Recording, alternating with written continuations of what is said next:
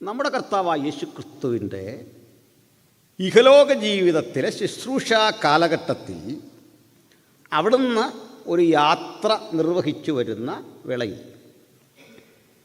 ലേവി എന്നു പേരുള്ള ഒരു മനുഷ്യൻ ചുങ്കസ്ഥലത്തിരുന്നിരുന്നു. ലേവി എന്നത് മത്തായിയുടെ മറ്റൊരു പേരാണ്. അപ്പോൾ ചില പരിഭാഷകളിൽ മത്തായി എന്ന് തന്നെ കാണുന്നു, രണ്ടും ഒരാളാണ്. ഈ മനുഷ്യനെ നോക്കിയിട്ട് യേശു പറഞ്ഞു, എന്നെ അനുഗമിക്കാം. അയാൾ ആ ചുങ്കം സ്ഥലത്ത് നിന്ന് യേശുവിനെ അനുഗമിച്ചു.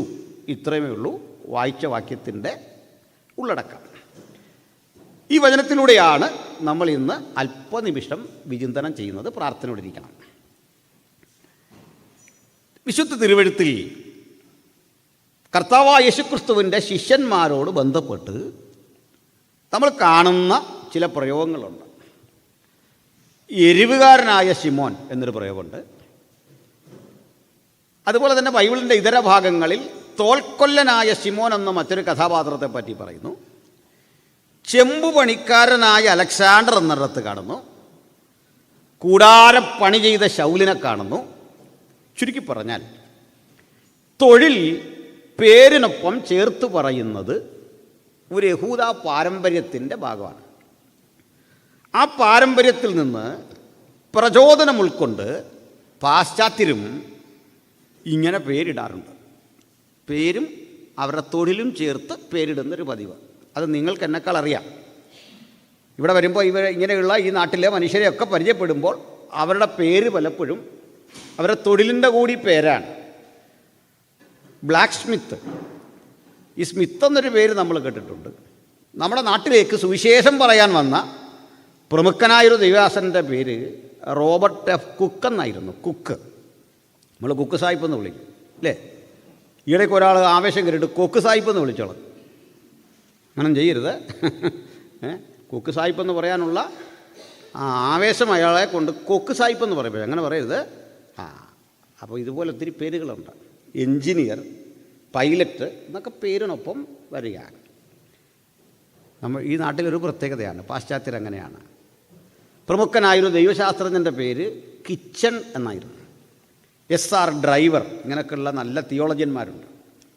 ആ തൊഴിൽ പേരിനൊപ്പം പറയുക എന്നത് അഭിമാനമായി യഹൂദന്മാരും അവരിൽ നിന്ന് പ്രചോദനം ഉൾക്കൊണ്ടുകൊണ്ട് പാശ്ചാത്യ ലോകവും കരുതി.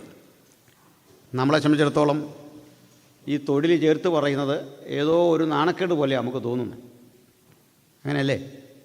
ഈ തൊഴിലും കൂടെ പേരിനൊപ്പം ചേർത്ത് പറഞ്ഞു പോയാൽ നമ്മൾ മാനനഷ്ടത്തിന് കേസ് കൊടുക്കാതിരിക്കുന്നത് കൃപയുടെ കാലഘട്ടമായതുകൊണ്ടോ അല്ലേ? എന്നാൽ ഇവരങ്ങനല്ല. അവർ പേര് തൊഴിലിനൊപ്പം ചേർത്ത് പറയും.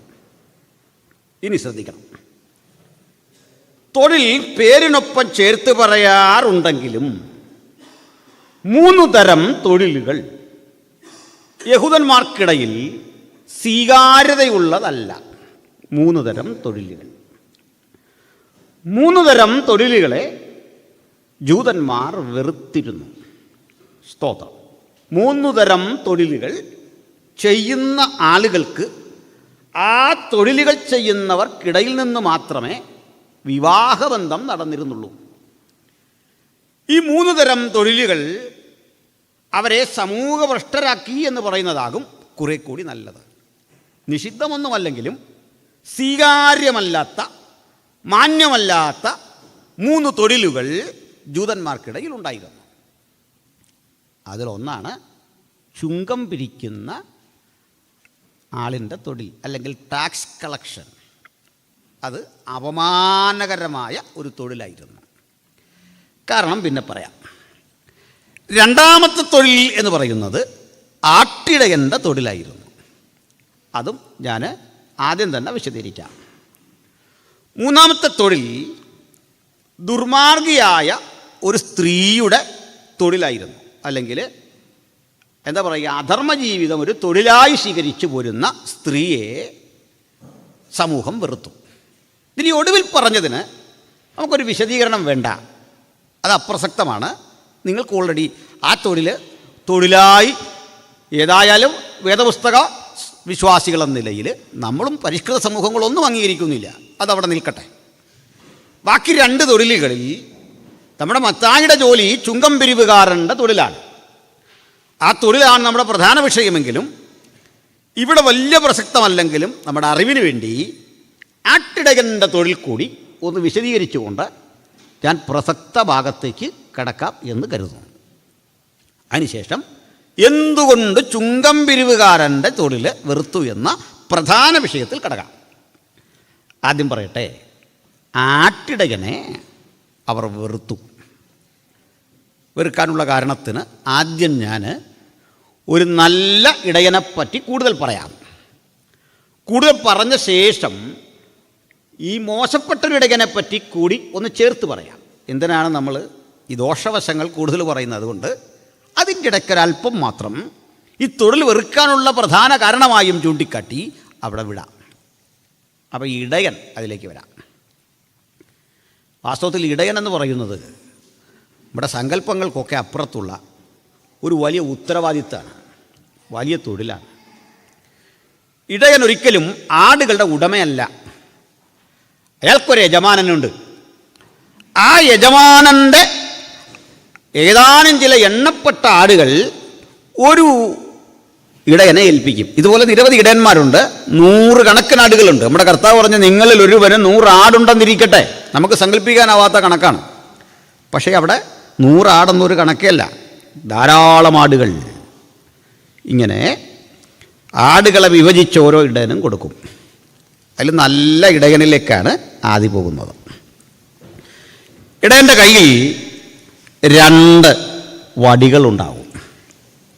അതിന്നും നമുക്ക് അറബി ദേശത്ത് ഇതേ രൂപത്തിൽ പോകുന്ന ബെഡൂവിയൻ അറബികളെ കാണാൻ പറ്റും. ബെദുക്കൾ എന്നൊക്കെ നമ്മൾ വിളിക്കുന്ന കാട്ടറബികളുടെ ഇടയിൽ ഇന്നും ഈ സംസ്കാരം തുടരുന്നുണ്ട്. ചെറിയ വ്യത്യാസങ്ങളൊക്കെ വന്നിട്ടുണ്ട് എന്നതൊരു യാഥാർത്ഥ്യമാണെങ്കിലും പൗരാണികമായവരുടെ ജീവിതചര്യ ഞാനൊന്ന് വിശദീകരിച്ചു വരാം. 2 വടികൾ. അത് തല്ലാനൊന്നുമല്ല. ഇടയനങ്ങനെ ആടുകളെ തല്ലത്തൊന്നുമില്ല. തല്ലുന്നത് പോലൊന്ന് കാണിക്കുകയുള്ളൂ. പക്ഷെ അത് ഇവിടെ ഇങ്ങനെ അടി ഈ വടി കൊണ്ട് വീശുമ്പോൾ അപ്പുറത്തുള്ള ആടുകൾ ഓർക്കും ഇവിടെ തല്ലി കിട്ടിയെന്ന് ഓർത്ത് അവന്മാരങ്ങ് ശരിയാവും. മനസ്സിലായില്ലേ? ഈ ശബ്ദവും ഇതൊക്കെ കേട്ട് കഴിഞ്ഞാൽ ഇവിടെ ഒരു വീശുമ്പോൾ അവിടെ ശരിയായി, അവിടെ അടി കിട്ടി, ഇവിടെ വരുമെന്ന് ഓർത്ത് ഇതുങ്ങളങ്ങ് ശരിയാവും. ഇവിടെ വീശുമ്പോൾ അവിടെയുള്ളവർ ശരിയാവും. ഇനിയിപ്പോൾ നമ്മുടെ ഇത് രണ്ടും നടക്കാത്തതുകൊണ്ടാണ് നമ്മളാരും ശരിയല്ലാതെ പോകുന്നത്. ഇങ്ങനെ ശാസിക്കുന്ന ആരും ഉണ്ടാവില്ലെന്നേ. അത് നമുക്ക് പറ്റുന്നൊരു പരാജയം. അപ്പോൾ വടി ആടിനെ തല്ലാനല്ല. ഒരു വടി നീളമുള്ളതാണ്. അതിൻ്റെ 2 അഗ്രങ്ങളിൽ ഓരോ ബാസ്ക്കറ്റ് ഉണ്ടാവും, കൊട്ട. ഈ ബാസ്ക്കറ്റിനുള്ളിൽ കോട്ടൺ, കുറേ പഞ്ഞി ഉണ്ടാവും. പച്ചമരുന്നുകൾ, ഇലകൾ ഒക്കെ നിറച്ച ഒരു കൂടയാണത്. കുപ്പിയിലോ തുരുത്തിയിലോ, ഇപ്പോൾ കുപ്പിയാണ്, പണ്ടൊക്കെ തുരുത്തിയിൽ നിറച്ച വെള്ളവും കാണും. മാത്രമല്ല നിബിൾ കടിപ്പിച്ചൊരു കുപ്പി, പണ്ടാണെങ്കിൽ തുരുത്തി, അതിൽ പാലുണ്ടാകും. ഇതൊക്കെ കൊണ്ടാണ് ഈ കയ്യിൽ ഇടയൻ ഇവ കൊണ്ടാണ് പോകുന്നത്. ഇടയൻ്റെ വലത്തെ കയ്യിൽ ഏതെങ്കിലും ചുവന്ന നിറം പോലെ ആകർഷണീയമായ നിറമുള്ള ഒരു തുണി കെട്ടിയ ഒരു കമ്പാണ് അടുത്തത്. ഇതുകൊണ്ടാണ് യാത്ര. ഈ യാത്രാമധ്യേ മരുഭൂമിയിലൂടെ കുറേ നേരം നടക്കുന്ന ഇടയൻ പെട്ടെന്ന് ചിലതരം അപകടം മണക്കും. അയാൾ ഈ മരുഭൂമിയിലെ മണലിലൂടെ ഇഴഞ്ഞു നീങ്ങിയ പാമ്പുകളുടെ വഴിത്താര കണ്ടു. അഗ്നിസർപ്പങ്ങളെന്നൊക്കെ പറയുന്ന പാമ്പുകൾ തല മണലിൽ പൂഴ്ത്തി ആടിൻ്റെ ചോര വലിച്ചു കുടിക്കാൻ പാകത്തിന് എവിടെയോ കിടപ്പുണ്ട്. അതല്ലെങ്കിൽ കാൽപ്പാടുകൾ കൊണ്ട് ചെന്നായ്ക്കളുടെ സാന്നിധ്യം ഇടയൻ അറിഞ്ഞു. ആടുകളെ ആക്രമിക്കാൻ ഇടയുള്ള ഇത്തരം ജീവജാലങ്ങൾ പരിസരത്തുണ്ട് എന്നറിഞ്ഞാൽ ഇടയൻ ഒരു ശബ്ദമുണ്ടാക്കും. ഈ ശബ്ദം മുഴക്കിയിട്ട് തൻ്റെ കയ്യിലിരിക്കുന്ന ഈ തുണി കെട്ടിയ വടി ഇങ്ങനെ ആട്ടും. എന്നിട്ട് ഇതവിടെ കുത്തി നിർത്തും. ഈ ആടുകളൊക്കെ വന്ന് അസംബ്ലിയിൽ കുട്ടികൾ നിൽക്കുന്ന പോലെ, ഇവിടങ്ങളിൽ അസംബ്ലി എന്നല്ലേ പറയുന്നത്, അസംബ്ലി മന്ത്രി ഇരിക്കുന്ന പോലല്ല, അല്ല MLA ഇരിക്കുന്ന പോലൊന്നും അല്ല, അങ്ങനെ ധരിക്കല്ലേ. ഇടയ്ക്ക് വലിയ രസകരമായൊരു കാര്യം, കഴിഞ്ഞിടയ്ക്ക് നമ്മുടെ അവിടെ കണ്ട് ഒരു സ്ഥാനാർത്ഥി പ്രസംഗിച്ചു, നിങ്ങളെന്നെ വമ്പിച്ച ഭൂരിപക്ഷത്തിൽ അസംബ്ലിയിലേക്ക് അയക്കണമെന്ന് പറഞ്ഞു. നമ്മുടെ ഒരു അമ്മച്ചി എന്നിട്ട് പറഞ്ഞു, മോനെ അസംബ്ലിയിലോട്ട് പോകണ്ട, IPC പോരാൻ. ഈ സഭാ സ്പിരിറ്റ് കയറി കഴിഞ്ഞാലേ. അപ്പോൾ ആടുകൾ വന്ന് ഇങ്ങനെ ശാന്തമായിട്ട് നിൽക്കുക, അവയ്ക്ക് അപകടം ബോധ്യപ്പെട്ടു, അനങ്ങാതെ. ഇടയൻ ഈ മണ്ണിൽ കണ്ട ആ പാട് നോക്കി നോക്കി നോക്കി ചെന്ന് ശത്രു സാന്നിധ്യം എവിടെയെന്ന് ഉറപ്പുവരുത്തി അതിൻ്റെ അപകടാവസ്ഥ മനസ്സിലാക്കി ആ പാമ്പിനെ തല്ലി കൊല്ലും. കേരളത്തിലാണെങ്കിൽ നമുക്കിപ്പോൾ പാമ്പെന്നൊന്നും പറയാൻ പറ്റില്ല, അതിഥി എന്ന് പറയണമെന്നാണ്. പാമ്പിനെ എങ്ങനെ വിളിക്കണ്ടേ? അതിഥി. എന്തോ ഒരവസ്ഥയാണെന്ന് ആലോചിച്ച് നോക്കി. നിങ്ങളെങ്ങാനും അവിടെ കാണുമെന്ന് പാമ്പെന്ന് പറഞ്ഞു പോയാൽ കേസെടുക്കും. പകരം എങ്ങനെ പറയണം? അതിഥി. അതിലൊരു ബുദ്ധിമുട്ടിപ്പോൾ എനിക്കാണ്. കാരണം ഞാനിവിടെ ഇത്രയും നാൾ നിൽക്കുകയും ചെയ്ത് പാമ്പെന്ന് ഇവിടെ പാമ്പില്ലെന്നും കേട്ടു. അവിടെ ചെന്ന് അറിയാതെ എങ്ങാനും ഇത് പറഞ്ഞു പോയാലേ ഒരവസ്ഥ ഞാൻ ഓർക്കാറുണ്ട്. അതായത് ഞാനത് നേരിട്ട് പറയാം, ഞാൻ അനുഭവിച്ചൊരു കാര്യം. അത് കേൾക്കാൻ രസമുള്ളൊരു സംഭവമാണ്. എൻ്റെ ഒരു ബ്രദറ്, സഹോദരി ഭർത്താവ് ഒരു ആക്സിഡൻറ്റിൽ പെട്ടിട്ട് കോട്ടയം മെഡിക്കൽ കോളേജിൽ കിടക്കുക. അപ്പോൾ അദ്ദേഹത്തിൻ്റെ ഇവിടെ എല്ലാം നല്ല ഫ്രാക്ചർ, അതൊക്കെ ഇങ്ങനെ തയ്ച്ച് റെഡിയാക്കി വെച്ചേക്കാണ്. സംസാരിക്കാൻ പറ്റിയല്ല, ആൾ നല്ല ടോക്കറ്റീവാണ്. അപ്പോൾ തൊട്ടപ്പുറത്തൊരു മനുഷ്യൻ ഏതാണ്ട് ബോംബ് കൈകാര്യം ചെയ്ത വഴിക്ക്, ഇങ്ങനെ കടിച്ചു വലിച്ച വഴിക്ക് അയാളുടെ ഇവിടം പൊട്ടിയിട്ട് ഇവിടെ അങ്ങ് തെറിച്ചിട്ട് അതും ഇങ്ങനെ തുന്നി വെച്ചേക്കാണ്. അപ്പോൾ ഞാൻ നമ്മുടെ അളിയനെ കാണാനായിട്ട് ഇവിടെ ചെല്ലുമ്പോൾ പെങ്ങളവിടെ നിൽപ്പുണ്ട്, കസിന. അപ്പോൾ ഈ അപ്പുറത്ത് കിടക്കുന്ന കക്ഷി എന്നെ കണ്ടപ്പോൾ നമ്മുടെ ഈ വീഡിയോ ഒക്കെ കാണുന്ന പാർട്ടിയാണ്. പുള്ളിക്ക് വല്ലാത്ത കലിപ്പ്, ആ ടൈപ്പ് എന്നെ വന്ന് കൂട്ടിക്കും. സെബാസ്റ്റ്യൻ ബ്രദറിനോടും നമ്മളോടും അനിൽകുമാറിനോടൊക്കെ വിരോധമുള്ളൊരു പാർട്ടിയാണ്. പുള്ളി അപ്പുറത്ത് കിടക്കുക. ഇത് കണ്ടിട്ട് ഇയാൾക്കൊന്ന് പ്രതികരിക്കണമെന്നുണ്ട്, പക്ഷേ ഈ തയ്ച്ച കാരണം പറ്റുന്നില്ല. ഇപ്പോൾ എൻ്റെ അളിയന് പുള്ളിയോട് തിരിച്ചു പറയണമെന്നുണ്ട്, പുള്ളിക്കും പറ്റുന്നില്ല. ഇവരവിടെ കിടന്ന് അഭിനയിച്ചൊരു പ്രശ്നമുണ്ട്. ഇങ്ങനെ എന്തൊക്കെയൊന്ന് പറയണമെന്നുണ്ട്, ഇങ്ങനെ വാ തുറക്കാൻ വയ്യ. അന്നാ ഞാൻ ആദ്യമായിട്ട് മനസ്സിലായത് നമ്മൾ ഈ സംസാരിക്കുന്നവനൊന്നും മിണ്ടായിരുന്നു പോലുള്ള അവസ്ഥ എത്ര വലുതാണ്. കാരണം ഉള്ളിൽ ബോധമുണ്ട്, അങ്ങോട്ട് പറയാൻ പറ്റത്തില്ല. ഇങ്ങനെ വന്നിട്ട് ഇങ്ങനെ എന്ന് പറഞ്ഞാൽ ഇപ്പം ഞാൻ നാട്ടിൽ ചെന്നാൽ പാമ്പെന്ന് പറയണത് എന്തൊരു പാടാണെന്ന് ആലോചിച്ച് നോക്കി. മനസ്സിലായില്ലേ? അപ്പം നമ്മുടെ വിഷയം വിട്ടുപോരുത്, ശ്രദ്ധിക്കണം. പാമ്പ്, ഇടയൻ പാമ്പിനെ കൊന്നു, അതിനെ ഉന്മൂലനം വരുത്തി തിരിച്ചു വന്നു, ആടുമായിട്ട് പോകും. കുറേ ദൂരം യാത്ര ചെയ്യുമ്പോൾ വീണ്ടും ഇടയൻ ഇതേ രൂപത്തിൽ നിൽക്കും. എന്നിട്ട് ഇപ്പോൾ വേറൊരു സംഭവമാണ്, പാമ്പും ചെന്നയൊന്നല്ല. ഈ യാത്രാമധ്യേ ശന നിറഞ്ഞ ആടുകളെ, ഗർഭസ്ഥാവസ്ഥയിലുള്ള ആടുകളുണ്ടായിരുന്നു. അതിലൊന്ന് പ്രസവിച്ചു. ആ പൂഴിമണൽ വാരി ഇടഞ്ഞെടുത്ത്, മരുഭൂമിയല്ലേ, ഈ ആടിനെ ശുദ്ധി വരുത്തി അതിനെ പുറത്തെടുത്തിട്ട് ഇടയൻ ഈ തള്ളയാടിന് അല്പം വെള്ളം കുടിക്കാൻ കൊടുക്കും. എന്നിട്ട് അതിനെ ഇങ്ങനെ തലോടി ആശ്വസിപ്പിച്ച്, ചിലപ്പോൾ 2 ആട് 3 ആടൊക്കെ കാണും പ്രസവിച്ച്, അവ ഇങ്ങനെ പിടിക്കുമെടുത്ത് ബാക്കി ആടുകൾ അനങ്ങാതെ നിൽക്കുക. ആശ്വസിപ്പിച്ച അനന്തരം അവയ്ക്ക് ഈ പച്ചമരുന്നിൻ്റെ കൂട്ടൊക്കെ കൊടുക്കും. ഒരു 8-10 മിനിറ്റ് 15 മിനിറ്റ് കഴിയുമ്പോൾ അതിൻ്റെ ക്ഷീണമൊക്കെ മാറി വീണ്ടും ഇവ എഴുന്നേക്കും, യാത്ര തുടരുക. പക്ഷേ ഒരു പ്രശ്നമുണ്ട്, ഈ കുഞ്ഞാടുകളിലെ അവയെ ഈ കൂടെ വിടാൻ പാടില്ല. മുതിർന്ന ആടുകൾ ചവിട്ടും. മനസ്സിലായി? ചില പണി പഠിച്ച മുതിർന്ന ആടുണ്ട്, ഒരു ചവിട്ടൊക്കെ കിട്ടിക്കഴിഞ്ഞാൽ നമ്മുടെ കാര്യം പോക്കാണ്. മനസ്സിലായില്ലേ? അവൻ്റെ ചവിട്ടെന്ന് പറഞ്ഞാൽ എൻ്റെ പൊന്നെ ഒരു മയോ ഇല്ലാത്ത ചവിട്ടാണ്, കുഞ്ഞാടാണെന്ന് ധരിക്കുകയില്ല. അതുകൊണ്ട് ആ പുതുതായി വിശ്വാസി വന്ന ആളുകളെയൊക്കെ നമ്മൾ വല്ലാതെ സൂക്ഷിച്ചില്ലെങ്കിൽ ചവിട്ടേറ്റ് വല്ലാതെ ആയിപ്പോവും. ഇടയിൽ അതുകൊണ്ട് ഇതിനെ ഇങ്ങനെ ചേർത്തങ്ങ് പിടിക്കും. 2 ആടിനെയൊക്കെ ഇങ്ങനെ ചേർത്ത് പിടിക്കുക എന്ന് പറഞ്ഞാൽ പാടാ. ആ കൂടെ ഈ വടി അഡ്ജസ്റ്റ് ചെയ്ത് പിടിക്കണം. അവർക്ക് ശീലമാണ്. ഈ കൈ ഫ്രീ ആയിരിക്കണം. കാരണം ഇതിലാണ് ഈ നിബിൾ കടിപ്പിച്ച കുപ്പി അല്ലെങ്കിൽ ആ തുരുത്തി ഉണ്ടല്ലോ, അത് പാലാണ്. അത് നീ ഇങ്ങനെ മാറി മാറി കൊടുക്കും. ഈ കുഞ്ഞാടുകളിലെ പുതിയ ആടുകൾ, അവയ്ക്ക് ഫീഡിങ് ഇങ്ങനെയാണ്, ഈ രൂപത്തിലാണ് യാത്ര. എന്തൊരു പ്രയാസമെന്ന് ആലോചിച്ചേ. ഇതാണ് നല്ല ഇടയൻ. ഈ കെയറാണ് ശരിക്കും നല്ല ഇടയനിൽ നിന്ന് കർത്താവും ജനവും എല്ലാം പ്രതീക്ഷിക്കുന്ന അതാണ്. സ്തോത്രം. പ്രിയരെ, ഈ യാത്ര കഴിഞ്ഞ് വൈകിട്ട് വീട്ടിലെത്തുമ്പോൾ നല്ല ഇടയൻ തൻ്റെ യജമാനനെ വിളിച്ചിട്ട് പറയും, യജമാനനെ, അങ്ങനെ രാവിലെ യാത്രയാക്കുമ്പോൾ 80 ആടുകളെയാണ് തന്നെ. ഇതാ നമുക്കിപ്പോൾ 87 ആടുണ്ട്. ഇന്ന് പോയ വഴിക്ക് 2 ആടുകളെ പ്രസവിച്ചു. ഇതിനെല്ലാം കാണിക്കും. യജമാനന് സന്തോഷമാവും. യജമാനൻ വിശേഷപ്പെട്ട ഒരു മുന്തിരിയട ഈ ദാസന് നൽകിക്കൊണ്ട് പറയും, നല്ലവനും വിശ്വസ്തനുമായ ദാസനെ, നീ വിശ്രാമത്തിലേക്ക് പ്രവേശിച്ചോ, റെസ്റ്റ് എടുത്തു. ഇവയെല്ലാം ഈ ലായത്തിൽ കയറ്റി. ലായം എന്ന് പറഞ്ഞാൽ ഇവിടെ ആ കൂടാണ് കേട്ടോ. അതിങ്ങനെ വിശാലമായി കിടക്കുകയാണ്. അതിനൊറ്റ വാതിലേ ഉള്ളൂ, ഏറ്റവും അഭിമുഖമായിട്ടൊരു വാതിൽ, വലിയൊരു വാതിലാണ്. ആ വാതിൽക്കലാണ് ഇടയൻ കിടക്കുന്നത്. ഇടയൻ തൻ്റെ കയ്യിലെ 2 വടികളും എടുത്ത് ഇങ്ങനെ ക്രോസ് വെക്കും. ആടുകൾക്കറിയാം പുറത്തിറങ്ങല്.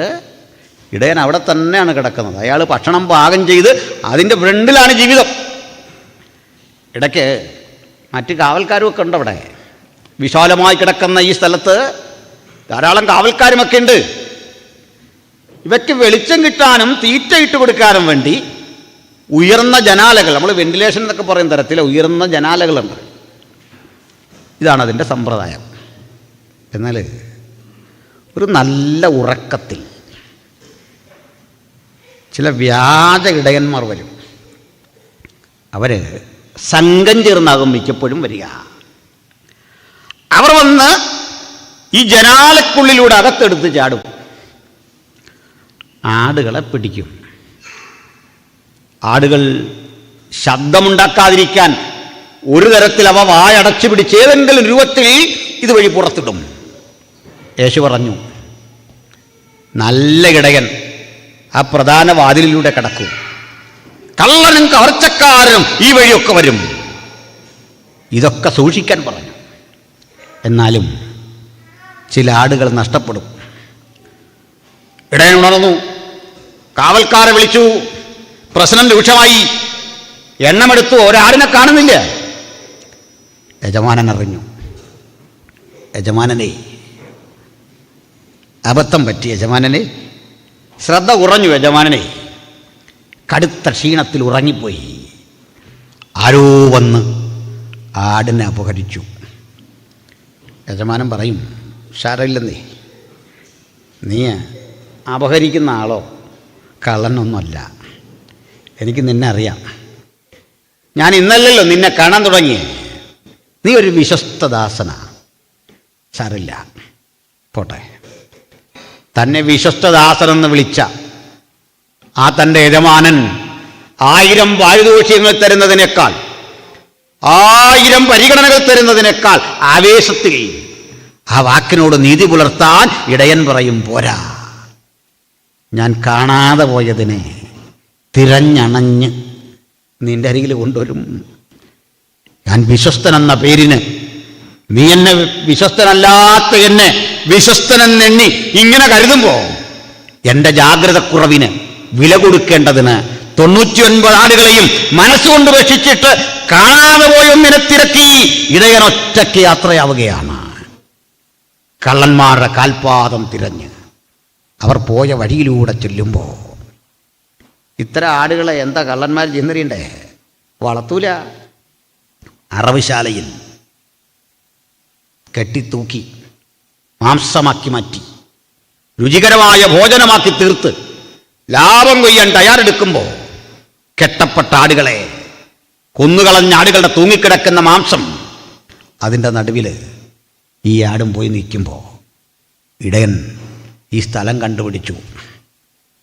പറയും, നീ അപഹരിച്ചു എൻ്റെ ആടിനെ, ഇട്ടുതാ എന്നൊക്കെ പറയുമ്പോൾ ഇയാൾ പറയും, നോ, ഞാനെങ്ങനൊന്നും ചെയ്തിട്ടില്ല, ഇത് എൻ്റെയാണ്.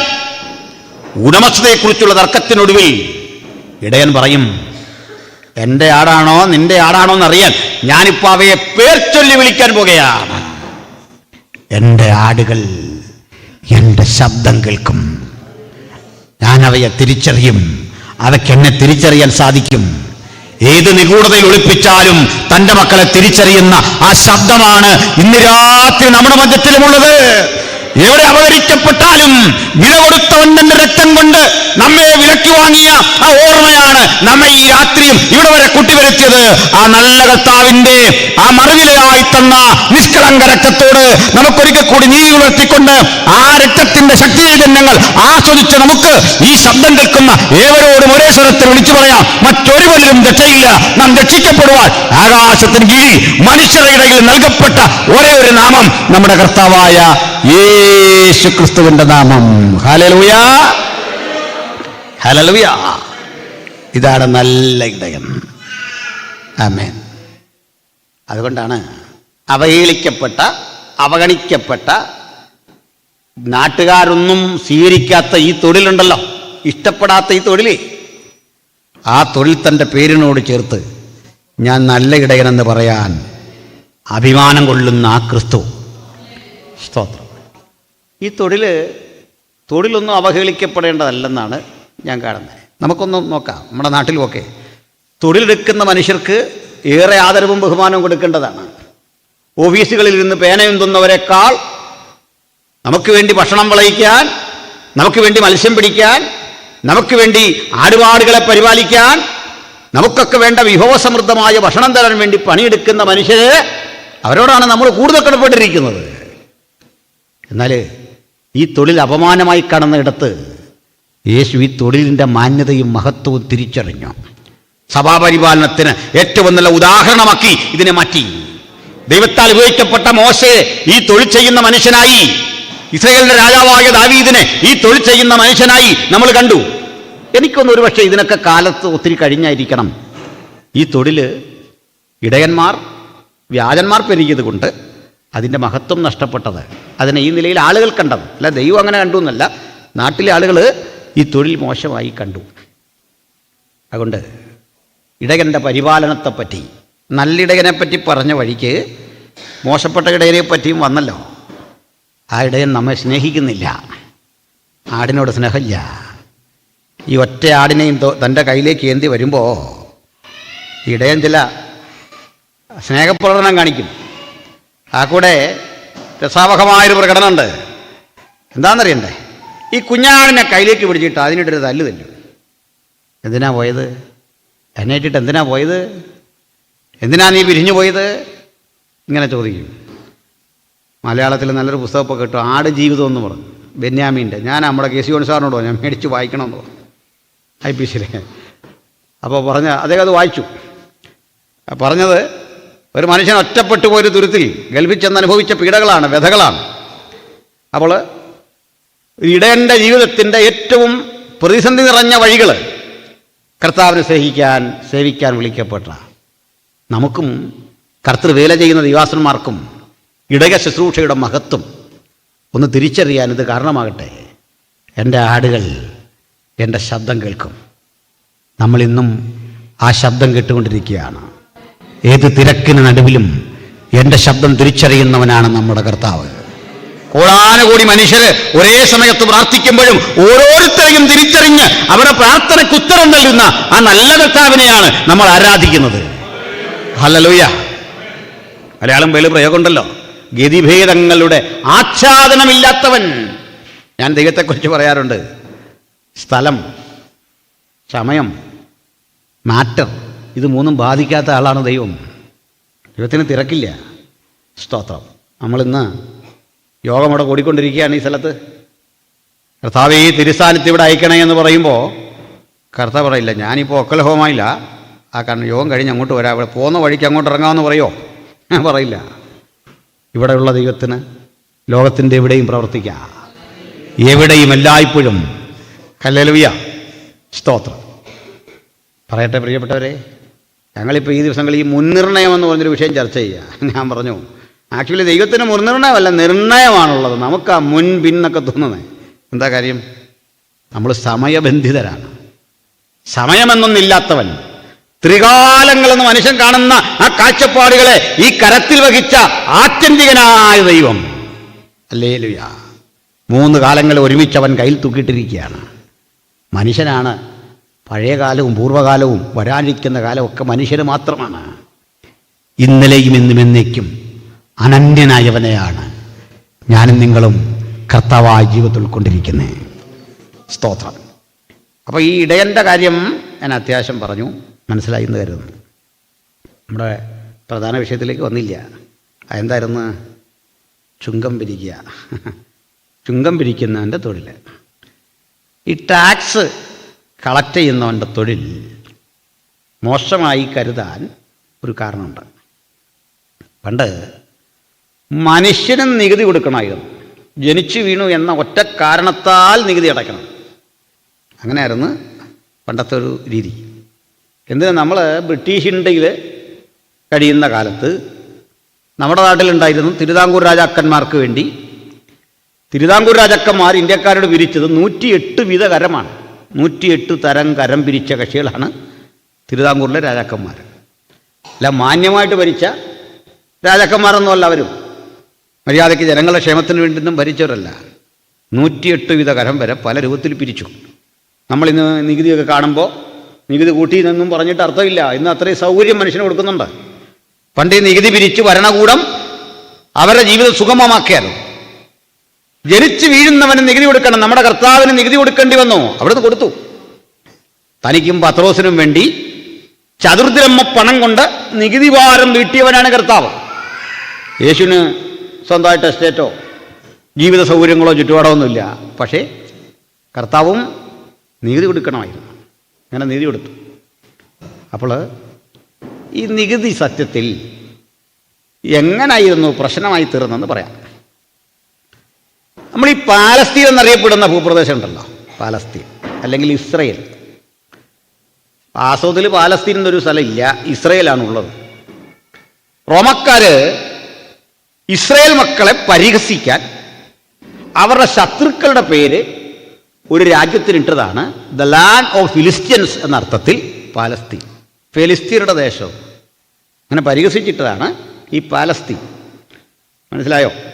അതായത് ഇസ്രയേലിനെ വിളിക്കുന്ന റോമക്കാർ പരിഹസിച്ച് വിളിച്ചതാണ് പാലസ്തീൻ. അപ്പോൾ ഇസ്രയേലാണ് ശരിക്കുമുള്ളത്. ഇസ്രയേൽ എന്നറിയപ്പെടുന്ന ആ രാജ്യം അന്ന് നമ്മൾ മുമ്പ് ബ്രിട്ടീഷ് ഇന്ത്യയിൽ കഴിഞ്ഞതുപോലെ റോമൻ സർവാധിപത്യത്തിന് കീഴിലാണ്. ആ പ്രദേശം ഭരിക്കുന്ന ഒരു രാജാവുണ്ട്. ആ രാജാവിൻ്റെ പേര് ഹെരോദ, കുടുംബ പേരാണ് ഹെരോദ. ഹെരോദ എന്നറിയപ്പെടുന്ന ഈ രാജാവ് കുടുംബപരമായി തന്നെ ഒരു നാട്ടുരാജാവാണ്. വാസ്തവത്തിൽ ഇയാൾ റോമക്കാരനൊന്നും അല്ല. ആരാ ഹെരോദ എന്നറിയണ്ടേ? ബൈബിളിൽ കാണുന്ന ഹെരോദ നമ്മളുടെ ഏശാവിൻ്റെ ചെറുമകനാണ്. ആ കുലത്തിൽ വരുന്ന ആളാണ്. അബ്രഹാം ഏശാവ് ഉണ്ടല്ലോ, ഏദോമൈറ്റ്സാണ്, ഏശാവ്യരാണ്. ആര്? മലയാളം ബൈബിളിൽ ഇദുമിയയ്ക്കു ചേർന്ന പ്രദേശം ഇദൂമിയ എന്നൊക്കെ കാണാം. ഏദോമൈറ്റ്സ്. ഈ ഏദോമൈറ്റ്സിനൊരു പ്രത്യേകതയുണ്ട്. അവരുടെ വലിയപ്പനാരാ? അബ്രഹാം. അവർക്കും സർക്കംസിഷൻ അഥവാ പരിച്ഛേദനയുണ്ട്. അവർക്ക് ഏകദൈവത്തെക്കുറിച്ച് അറിയാം. പക്ഷേ യഹൂദന്മാരല്ല, ജ്യേഷ്ഠാനുജ മക്കളാണ് ഇവരവിടുത്തെ രാജാക്കന്മാർ. അവർ രാജ്യം ഭരിക്കുന്ന റോമാ ചക്രവർത്തിയെ ഇങ്ങനെ സന്തോഷിപ്പിച്ചുകൊണ്ടിരിക്കണം. അവർ യഹൂദന്മാരെ സന്തോഷിപ്പിച്ചില്ലെങ്കിൽ താഴെ നിന്നുള്ള പിന്തുണ കിട്ടൂല. ചക്രവർത്തിയെ സന്തോഷിപ്പിച്ചുകൊണ്ടിരിക്കണം, അതും ചെയ്തുകൊണ്ടിരിക്കും. എന്നാലും ഈ ചക്രവർത്തിക്ക് ഹെരോദാവിൽ വിശ്വാസമില്ല. അങ്ങനെ വരുമ്പോൾ പുള്ളി ഒരു സമാന്തര തസ്തിക സൃഷ്ടിച്ചിട്ടുണ്ട്. ഗവർണർ. രാജാവിന് മീതെയാണോ രാജാവിനൊപ്പമാണോ എന്നൊന്നും നമുക്കറിയത്തില്ല. നമുക്കറിയാത്തതിൻ്റെ കാരണം അവന്മാർക്കും അറിയത്തില്ല, ചക്രവർത്തിക്ക് പോലും അറിയത്തില്ല. ഇതിലാരാ വലിയ ആളെന്ന് ഒന്നും അറിയില്ല. ഇത് നമ്മുടെ പീലാത്തോസ് ഒരു ഗവർണറാണ്. അപ്പോൾ ഈ ഗവർണർ സ്വന്തം നിലയിൽ ടാക്സ് ഉണ്ട്, ഹെരോദാവിന് അയാളുടെ നിലയിൽ ടാക്സ് ഉണ്ട്, ചക്രവർത്തി തിരുമനസ് നേരിട്ട് ടാക്സ് ഏർപ്പെടുത്തിയിട്ടുണ്ട്. ഇതെല്ലാം കൂടെ കൂടി വല്ലാത്ത കൊള്ളയാണ്. മനസ്സിലായോ? നമ്മുടെ നാട്ടിൽ ഈ പ്രളയം വന്നപ്പോൾ ഒരു തഹസീൽദാരോ മറ്റോ ഈ ഫണ്ട് അത് എഴുതി എഴുതി എഴുതി ഈ അവസാനം എത്ര ചെലവ് കാണിച്ചിട്ടും ഈ തുകയും ഈ ഇതും തമ്മിൽ ഒത്തുവരുന്നില്ല. പണം എങ്ങനെയൊക്കെയോ മിസ്യൂസ് ചെയ്ത് പോയതാണ്. അപ്പോൾ ഇത് എഴുതി എഴുതി എഴുതി യാത്രാബത്ത, ദിനബത്ത, അലവൻസിനായി ബത്ത എന്ന് പറയും. മനസ്സിലായല്ലോ? യാത്രാബത്ത, ദിനബത്ത, വേറെ ഏതാണ്ടെല്ലാം ബത്ത, ഇങ്ങനെ എഴുതി എഴുതി എഴുതി അവസാനം ഒന്നും കിട്ടാതെ വന്നപ്പോൾ ഒരുത്തം പറഞ്ഞു, സാറേ ബാക്കിയെല്ലാം കൂടെ തുക എഴുതിയിട്ട് ബത്തയ്ക്കുള്ള കിത്ത എഴുതി വിടാൻ പറഞ്ഞു. അല്ലേ, തീരെയല്ല. ഇതുപോലാണ് ഇവന്മാർ ഈ നികുതി പിരിക്കുന്നത്. പിരിച്ച് പിരിച്ച് നമ്മുടെ നട്ടലൊടിക്കും. മുട്ടയ്ക്ക് വരെ നികുതി കൊടുക്കണം, പിടിക്കുന്ന മത്സ്യത്തിന് നികുതി കൊടുക്കണം, ആടുകൾക്ക് നികുതി കൊടുക്കണം. ജീവിക്കാൻ വയ്യാത്തൊരവസ്ഥ. പക്ഷേ ഇത് പകുതി നികുതിയും അങ്ങ് ചെല്ലൂല. ആ നികുതിയുടെ നല്ലൊരു ഭാഗം നികുതി പിരിക്കുന്നവൻ വെട്ടിക്കും, അടിച്ചു മാറ്റും. ഇതിലും വലിയൊരു സങ്കടം, നികുതി പിരിവുകാർ പൊതുസ്ഥലത്തിരിക്കുന്ന ഇടമുണ്ട്. ചന്തകളിൽ നിങ്ങൾ എന്തെങ്കിലും വസ്തുക്കൾ വാങ്ങാൻ ചെല്ലുക, അങ്ങോട്ട് ചെല്ലുമ്പോഴേക്കും നമ്മളെ പിടിക്കും. അവിടെ നമ്മൾ ഇയാളുടെ കണ്ണ് വെട്ടിച്ച് കറങ്ങിത്തിരിഞ്ഞ് മത്തായി ഇതാണ് നിൽക്കുന്നത്, മാറിക്കോന്നും പറഞ്ഞ് നമ്മൾ മാറി അങ്ങോട്ട് ചെല്ലുമ്പോൾ സക്കായി കൊണ്ടിരിപ്പുണ്ട്. ജീവിക്കാൻ വയ്യാത്ത സ്ഥിതിയാണ്. എങ്ങനെ പോലും പിടിക്കുവരും.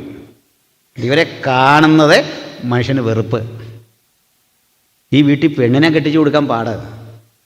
കുഞ്ഞേ, ആ ചോറ് കഴിക്കണ്ടെന്നേ, ആ ഭക്ഷണം കഴിക്കണ്ട, അനവധി ആളുകളുടെ കണ്ണീരിൻ്റെ ഭക്ഷണമാണ്, അതുകൊണ്ടത് വേണ്ട.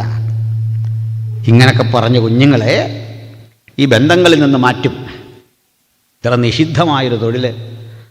അതിനാണ് ഒരുത്തൻ വന്ന് പ്രാർത്ഥിക്കുന്നത്, ഞാൻ ഈ ചുങ്കക്കാരനെ പോലെയല്ല എന്ന് പ്രാർത്ഥിക്കുന്ന കണ്ടില്ലേ?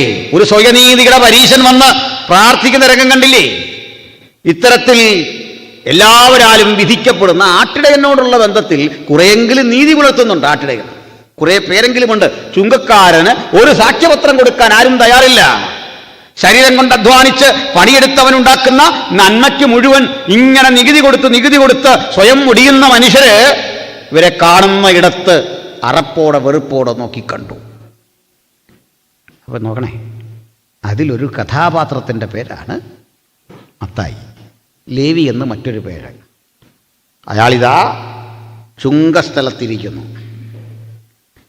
ഈ മനുഷ്യൻ യേശുവിനെ കണ്ടു. തിക്കിലും തിരക്കിലും ദാ യേശുവൻ ഒപ്പം ഏതാനും ശിഷ്യഗണങ്ങളുണ്ട് നടന്നു വരിക.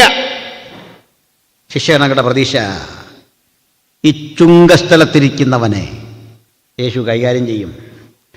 വിമർശനത്തിൻ്റെ മുൾമുനയിലിട്ട് അവനെ ഉരുക്കിക്കളയും. ആ തെറ്റുകളെക്കുറിച്ച് മുഴുവൻ കൃത്യമായി വാക്കുകൾ ഉദ്ധരിച്ചുകൊണ്ട് അവനെ നിലംപരിചാക്കി മാറ്റും. നിങ്ങൾക്കറിയണ്ടേ, യേശു വിമർശിച്ചത് ഈ ചുങ്കക്കാരനെ അല്ല, ആ ചുങ്കം പിരിക്കുന്നവനെ വിമർശിച്ച് പ്രാർത്ഥിച്ച പരീശനെ നോക്കി, ബൈബിളിൻ്റെ പകർപ്പെടുത്തുന്ന സദൂക്യനെ നോക്കി, അവർക്ക് പിന്തുണ പ്രഖ്യാപിക്കുന്ന പുരോഹിതനെ നോക്കി, അവിടെ നിലനിന്നിരുന്ന അത്തരം കപടഭക്തിയുടെ വ്യവസ്ഥയെ നോക്കി, അവരെ വെള്ളതേച്ച ശവക്കല്ലറകളെ എന്ന് വിളിച്ചവൻ മത്തായിയെ കണ്ടിട്ട്, സക്കായിയെ കണ്ടിട്ട്, അവിടുത്തെ ശമര്യ സ്ത്രീയെ കണ്ടിട്ട് ഒരക്ഷരം അവരെ വിമർശിച്ചു പറയാതെ അവർ അരികിൽ വന്നു നിന്നു. ആളുകൾ കാത്തിരുന്നെന്ന് നിങ്ങളെ കളിയാക്കുന്നത് കേൾക്കാൻ. ആളുകൾ കാത്തിരുന്നു യേശു എന്നെ അവഹേളിക്കുന്നത് കേൾക്കാൻ. ആളുകൾ കാത്തിരുന്നു വിമർശനത്തിന്റെ ആ മൂശയിലിട്ട് ഉരുക്കി എന്നെ മുഴുവൻ എല്ലാവരും ചെയ്യുന്ന ആ ശബ്ദം കേൾക്കാം. പലരും കാത്തിരിക്കുമ്പോൾ യേശു സക്കായിയോട് പറഞ്ഞു, നീഞ്ഞു വാ, നിന്റെ വീട്ടിൽ, പലരും വരാനറയ്ക്കുന്ന നിന്റെ വീട്ടിൽ, ഉലകം മുഴുവൻ വിമർശന വിധേയമാക്കിയ പരിഹാസപാത്രമായി തീർന്ന നിന്റെ വീട്ടിൽ നിന്നോടുകൂടെ വസിക്കാനുള്ള എന്റെ ഹൃദയ വിശാലതയുടെ പേരാണ് കൃപ. ആ കൃപ ജീവിതത്തിൽ ഒരിക്കലായി ആസ്വദിച്ചതുകൊണ്ട് എനിക്കും നിങ്ങൾക്കും ഇന്നിവിടെ വന്നിരിക്കാൻ സാധിച്ചത്. ഈ കൃപയുടെ പദ്ധതിക്ക് പുറത്ത് ഒരാളെങ്കിലും ഈ ദൈവവചനം കേൾക്കുന്നെങ്കിൽ ഇപ്പോഴാകുന്ന സുപ്രസാദ കാലം, ഇപ്പോഴാകുന്ന രക്ഷാ ദിവസം. ഈ കൃപ നിങ്ങളെ വിമർശിച്ചൊതുക്കുകയല്ല, ഈ കൃപ നിങ്ങളെ ഏതെങ്കിലും തരത്തിൽ അവഹേളിക്കുകയല്ല. യേശുവിന്റെ ശബ്ദം അത് മാധുര്യമേറിയതാണ്, അത് ഹൃദയഹാരിയാണ്. അത് നമ്മളെ അപ്പോൾ തന്നെ മറ്റൊരു തരത്തിൽ നമ്മളെ ഉപദ്രവിച്ചുകൊണ്ടിരിക്കും. ഞാൻ അങ്ങനെ വിശ്വസിക്കുന്നു. ഉപദ്രവിക്കുന്നു പറഞ്ഞ് നല്ല അർത്ഥത്തിൽ എടുക്കണം. അതായത് എൻ്റെ ഒരു മോള്, രണ്ടാമത്തെ മോളാണ്, അവൾ മെഡിക്കൽ എൻട്രൻസ് എഴുതി കഴിഞ്ഞ വർഷം.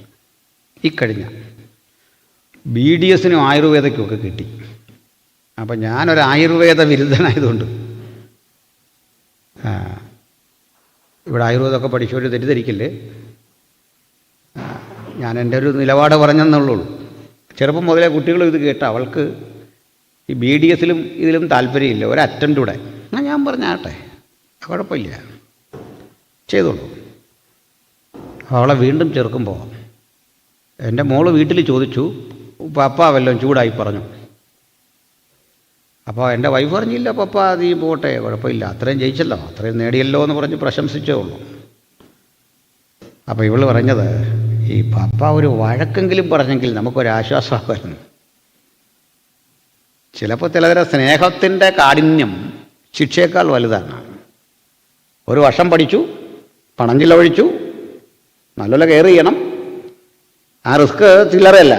എന്നെപ്പോലെ സാധാരണ മനുഷ്യനത് വലിയൊരു കാര്യം തന്നെയാണെന്ന് അവൾക്കറിയാം. പക്ഷെ അവൾ പറഞ്ഞത്, ഒരു വഴക്ക് പറഞ്ഞിരുന്നെങ്കിൽ എനിക്കൊരാശ്വാസമായിരുന്നേ. ഞാനത് പഠിച്ചു ഏറെ. അപ്പോഴൊക്കെ ഞാൻ ഓർക്കാറുണ്ട്, ഞാൻ ചെയ്ത പല തെറ്റുകൾക്കും കർത്താവ് ഒരു വഴക്ക് പറഞ്ഞിരുന്നെങ്കിൽ ഹൃദയത്തിനൊരാശ്വാസം കിട്ടുമായിരുന്നു. ശിക്ഷ പ്രതീക്ഷിച്ചപ്പോഴൊക്കെ, അടി പ്രതീക്ഷിച്ചപ്പോഴൊക്കെ കാരുണ്യം കൊണ്ട് നമ്മളെ സ്നേഹിച്ച, വഴക്ക് പറയുമെന്ന് പ്രതീക്ഷിച്ചപ്പോഴൊക്കെ വീണ്ടും വീണ്ടും നന്മകൾ തന്ന് നമ്മെ അനുഗ്രഹിച്ച ആ യേശുവിൻ്റെ മുമ്പിൽ തലകുനിക്കാതിരിക്കാനാവുമോ? മത്തായിയുടെ തല കുനിഞ്ഞു, ശക്കായുടെ തല കുനിഞ്ഞു. ഇങ്ങനെ അകമ്പുറം ചികിത്സിക്കുന്ന ഒരുവനെ ഉള്ള ഉലകത്തിൽ, അവിടുത്തെ പേരാണ് കർത്താവായ യേശു. ജീവിതത്തിന്റെ എത്ര ഘട്ടങ്ങളിൽ ശിക്ഷ കാത്തിരിക്കുന്ന എന്നെ നോക്കി മകനെ എന്ന് വിളിക്കുന്ന, മകളെ എന്ന് വിളിക്കുന്ന അതുല്യ സ്നേഹമേശുവാണ്. ഇതുപോലൊരുവന് ഉലകത്തിലില്ല. അവന് സമനായി, അവന് തുല്യനായി ഉലകത്തിൽ ആരെയും പരിചയപ്പെടുത്താനാവില്ല. ശിക്ഷിക്കപ്പെടേണ്ട ഇടത്ത് കാരുണ്യം കൊണ്ട് സ്നേഹത്തിൽ നെഞ്ചോടടുക്കി പിടിക്കുന്ന ആ ദിവ്യഗുരുവിനെ അനുഗമിക്കാൻ കഴിഞ്ഞതാണ് ജീവിതത്തിലെ ഏറ്റവും വലിയ ഭാഗ്യം. മക്കളെ, ആ ഭാഗ്യം വിട്ട് ഈ ലോകം വച്ചു നീട്ടുന്ന ഒന്നിനും പുറകെ പോകരുതേ. ഇത്രയും മഹത്തരമായ ആനന്ദ നിർഭരമായൊരു ജീവിതം വേറെയില്ല. ഈ ക്രിസ്തുവിനോടൊത്തുള്ള ജീവിതം, യേശുവിനോടൊത്തുള്ള ആ ജഗത്തിൻ ജീവിതം, അത് ഭക്തന്റെ ഭാഗ്യമാണ്. ഞങ്ങളൊക്കെ യേശുവിന് വേണ്ടി സംസാരിക്കുന്നത്, യേശുവിനെ പ്രസംഗിക്കുന്നത് മതപരമായൊരു ബോധത്തിലല്ല.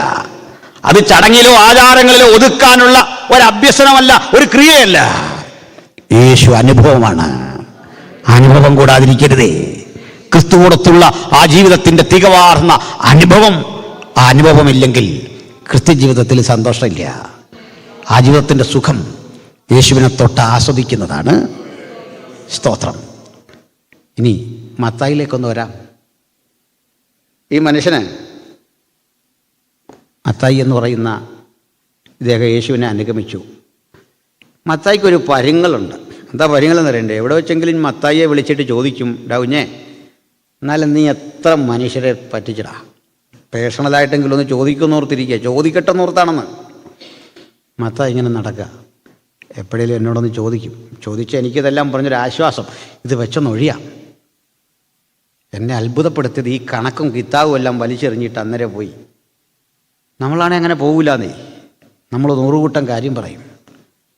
കർത്താവിനെ കണ്ടപ്പോൾ കമ്മിറ്റ്മെൻറ്റ് കർത്താവിനോടായി അങ്ങ് പോവുകയാണ്. മത്തായിക്ക് മനസ്സിലായി, ആജീവനാന്തം അവൻ എന്നെ കുറ്റപ്പെടുത്തൂല. അവൻ എൻ്റെ പാപങ്ങളെ മുഴുവൻ മറന്നു കളഞ്ഞു. ഒരുവൻ ക്രിസ്തുവിലായാൽ അവൻ പുതിയ സൃഷ്ടി. പറയത് കഴിഞ്ഞുപോയി. ഏത് കൊടും പാപിയെ സ്നേഹിക്കുന്ന കനിവിൻ്റെ മൂർത്തിമത് ഭാവമാണ് കർത്താവായ യേശു. ഇപ്പോൾ വലിയ റിലാക്സേഷൻ മത്തായിക്കുമായി. ഇവിടെ മത്തായി ഒരു തൊഴിൽ പ്രതീക്ഷിച്ചു. കർത്താവിൻ്റെ കൂടെ വന്നപ്പോൾ പ്രതീക്ഷിച്ചൊരു തൊഴിലുണ്ട്. ആ തൊഴിൽ എന്താ അറിയുക? പ്രതീക്ഷിച്ചെന്ന് പറയുന്നേക്കാൾ നല്ലത് അർഹതപ്പെട്ടൊരു ജോലിയുണ്ട്. മത്തായിക്ക് ഫിറ്റായിട്ടുള്ളൊരു തൊഴിലുണ്ട്. അത് ട്രഷറാകുന്ന. എന്താ ട്രഷറാകുന്ന അർഹതപ്പെട്ടൊരു തൊഴിലാന്ന് പറയാൻ കാരണം, അദ്ദേഹത്തിന് കണക്ക് കൈകാര്യം ചെയ്ത് നല്ല ശീലമുള്ള ആളാണ്. ചുങ്കം പിരിച്ചും അത് കൃത്യമായിട്ട് അന്നത്തെ രീതിയിലെ കൊമേഴ്സ് പഠിച്ചൊരു മനുഷ്യനാണ്. അക്കൗണ്ടൻസിയൊക്കെ പഠിച്ച ഒരാളാണ്. ഇവിടെ അക്കൗണ്ടൻസിയും ബുക്ക് കീപ്പിങ്ങും ഒക്കെ പഠിച്ചവരുണ്ടോ? പിണങ്ങരുത്, നിങ്ങളെപ്പറ്റി ഗുണമാണ് പറയാൻ പോകുന്നത്. നല്ല കാര്യമാണ് പറയാൻ പോകുന്നത്.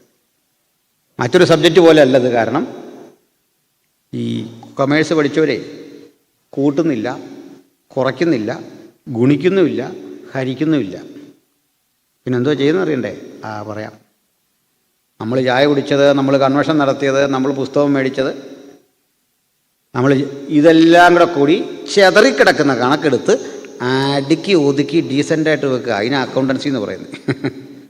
അടുക്കി പെറുക്കി വൃത്തിക്ക് വെക്കുകയാണ്. മനസ്സിലായോ? അടുക്കി വെക്കുക.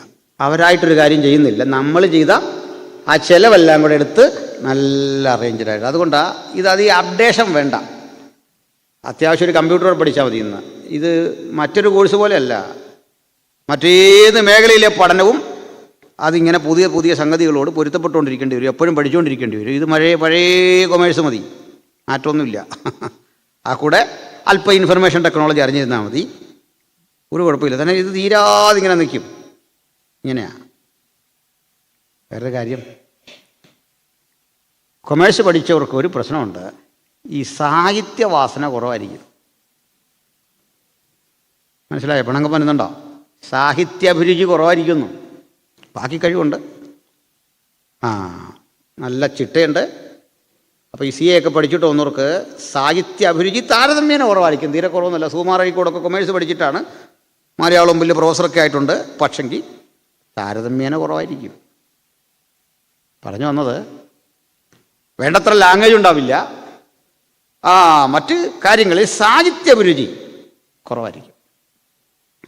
മത്തായിയെ നമുക്ക് അങ്ങനെ എടുക്കാം. കാരണം കണക്കാ ലോകം. കണക്കുകളെ അടുക്കി പെറുക്കി വെക്കുന്ന ആ ലോകമാണ്. അത് കണക്ക് നന്നായിട്ടറിയാം, അതിൽ തെറ്റുവരില്ല. മനക്കണക്ക് കൂട്ടി അദ്ദേഹം പറയും, എത്ര, എവിടെ, എങ്ങനെ എന്നൊക്കെ പറയും. പക്ഷേ കർത്താവ് എന്ത് ചെയ്താ? ഈ പണി മത്തായിക്ക് കൊടുത്തില്ല. ആർക്കാ കൊടുത്തേ? യൂദയ്ക്ക്. സ്തോത്രം. മത്തായിക്ക് ദൈവം കൊടുത്ത പണി കേൾക്കണോ? തൻ്റെ സുവിശേഷ ചരിത്രം ഇങ്ങനെ എഴുതാനാണ് കൊടുത്ത ജോലി. സാഹിത്യവാസനയില്ലാത്ത, സാഹിത്യലോകവുമായി ബന്ധം താരതമ്യേന കുറവുള്ള, ഭാഷാസമ്പത്ത് കുറവുള്ളൊരു മനുഷ്യനെ വിളിച്ചിട്ടേ, നീ എഴുതിക്കോളാം, നീ എഴുതണ്ട എന്നെപ്പറ്റി. മത്തായി ഇരട്ടി പണിയാ. യെശയ്യാവ് വായിക്കണം, യിരെമ്യാവ് വായിക്കണം, എസെക്കിയേൽ വായിക്കണം. യേശു പോകുന്ന വഴിയിലൂടെ പോകുമ്പോൾ കഴിഞ്ഞ രാത്രി വായിച്ച വേദഭാഗം ഹൃദയത്തിൽ ഇങ്ങനെ തികറ്റി വന്നിട്ട് അവൻ നഫ്താലിയുടെ ദേശത്തു കൂടി പോകുമ്പോൾ, അല്ലെങ്കിൽ അവൻ റാഹേലിന്റെ കല്ലറക്കരയിൽ കൂടി പോകുമ്പോൾ യിരെമ്യാവ് പറഞ്ഞ പ്രവചന ഓർമ്മ വന്നിട്ട് പറയും, റാമയിലൊരു ശബ്ദം കേട്ടു. ഈ സംഭവമെല്ലാം ചേർത്ത് അതിനെ അങ്ങോട്ട് യോജിപ്പിച്ച് വെക്കുന്ന വലിയൊരു പ്രവൃത്തിക്ക് ഈ മനുഷ്യൻ എന്തിനാ വിളിച്ചേ? ദൈവം കൃപ കൊടുക്കുന്നത് യോഗ്യത നോക്കിയല്ല. യോഗ്യത നോക്കി അവൻ ആർക്കും ഒന്നും കൊടുത്തിട്ടില്ല. ഹല്ലേലൂയ. നിങ്ങളുടെ താലന്തുകളെ അവൻ സ്വീകരിക്കും, അംഗീകരിക്കും. പക്ഷെ താലന്തുകളല്ല ദൈവകൃപ. നമുക്ക് പറ്റാത്ത ഒരു ജോലി നമ്മളിലൂടെ ചെയ്ത് അതിനെ വിജയിപ്പിക്കുമ്പോഴാ ആ കൃപ എന്ന പദത്തിന് അർത്ഥവും കനവും ഗാംഭീര്യവും കൈവരുന്നത്. മത്തായി എന്ന മനുഷ്യനെ കൊണ്ട് ദൈവം ചെയ്യിച്ച പ്രവൃത്തികൾ എത്ര വലുതാ എന്ന് പറഞ്ഞാൽ താലന്ത് ഉപയോഗിക്കായിരുന്നില്ല. നിങ്ങൾ മത്തായിയുടെ സുവിശേഷം 1-ാം അധ്യായം വായിച്ചാൽ തന്നെ മനസ്സിലാകും. അക്കൗണ്ടൻസി പഠിച്ചവൻ്റെ അടുക്കും ചിട്ടയും ജീവചരിത്രം എഴുതി വരുന്ന വഴിക്ക് അബ്രഹാം ഇസ്ഹാക്കിനെ ജനിപ്പിച്ചു, ഇസ്ഹാക്ക് യാക്കോബിനെ ജനിപ്പിച്ചു. എന്തൊരു താളാത്മകതയാണ്. വായിച്ചു വരുമ്പോൾ പറയാ, ഇങ്ങനെ തലമുറകൾ അബ്രഹാം മുതൽ ദാവീദ് വരെ 14, ദാവീദ് മുതൽ ബാബിലോന്യ പ്രവാസം വരെ 14, ബാബിലോന്യ പ്രവാസം മുതൽ ക്രിസ്തുവിനോളം 14. കണ്ടോ? അതാ അക്കൗണ്ടൻസി. നല്ല ഓർഡറിൽ. ഹല്ലേലൂയ. നമ്മുടെ താലന്ത് ഉപയോഗിക്കും, പക്ഷെ താലന്ത് ആത്യന്തികമല്ല. സ്തോത്രം. മനസ്സിലായോ? ഞാൻ അടിസ്ഥാനപരമായിട്ട് ഒരു പ്രസംഗനല്ല. അതുകൊണ്ടാണ് ദൈവം എന്നെ പ്രസംഗിക്കാൻ നിർത്തിയത്. പാടുന്നവരും പ്രസംഗിക്കുന്നവരും ജീവിതത്തിൽ ഏത് തൊഴിൽ കർത്താവിന് വേണ്ടി ചെയ്യുന്നവരും ഓർക്കണം, ഞാനിതിന് യോഗ്യനായതുകൊണ്ടല്ല, എന്നെക്കൊണ്ട് ദൈവത്തിന് വലിയ പ്രവൃത്തികൾ ചെയ്യാൻ കഴിയുമെന്ന് ഉലകത്തെ ഒന്ന് ബോധ്യപ്പെടുത്താൻ. അല്ലയോ മത്തായി, താങ്കൾ യേശുവിനെ അറിഞ്ഞില്ലെങ്കിൽ ആരാകുമായിരുന്നോ? എന്താകുമായിരുന്നു? ചിന്തിച്ചിട്ടുണ്ടോ?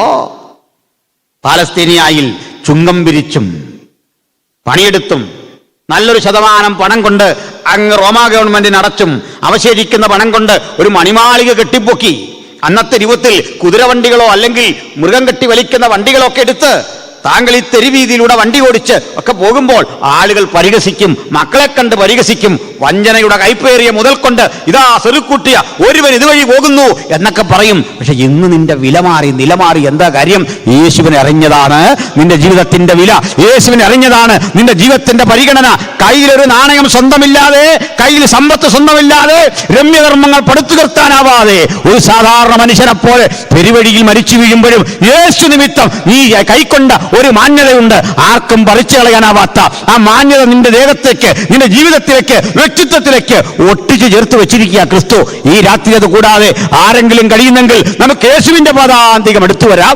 യേശു നമ്മെ ഒന്നടങ്കം വിളിക്കുന്നു അവിടുത്തെ പ്രവൃത്തിക്കായി. ഹല്ലേലൂയ. അപ്പം മത്തായിലൂടെ പഠിക്കാൻ 100 കാര്യങ്ങളുണ്ട്, അനവധി വിഷയങ്ങളുണ്ട്. ഞാൻ അടുത്ത ഒരു പോയിന്റിലൂടെ വരട്ടെ. ഈ മനുഷ്യൻ ഇത്രയും ബൃഹത്തായ കാര്യങ്ങൾ ചെയ്ത യേശുവിൻ്റെ കൂടെ കൂടി ഇവിടെ ഒരു കാഴ്ച കാണാം.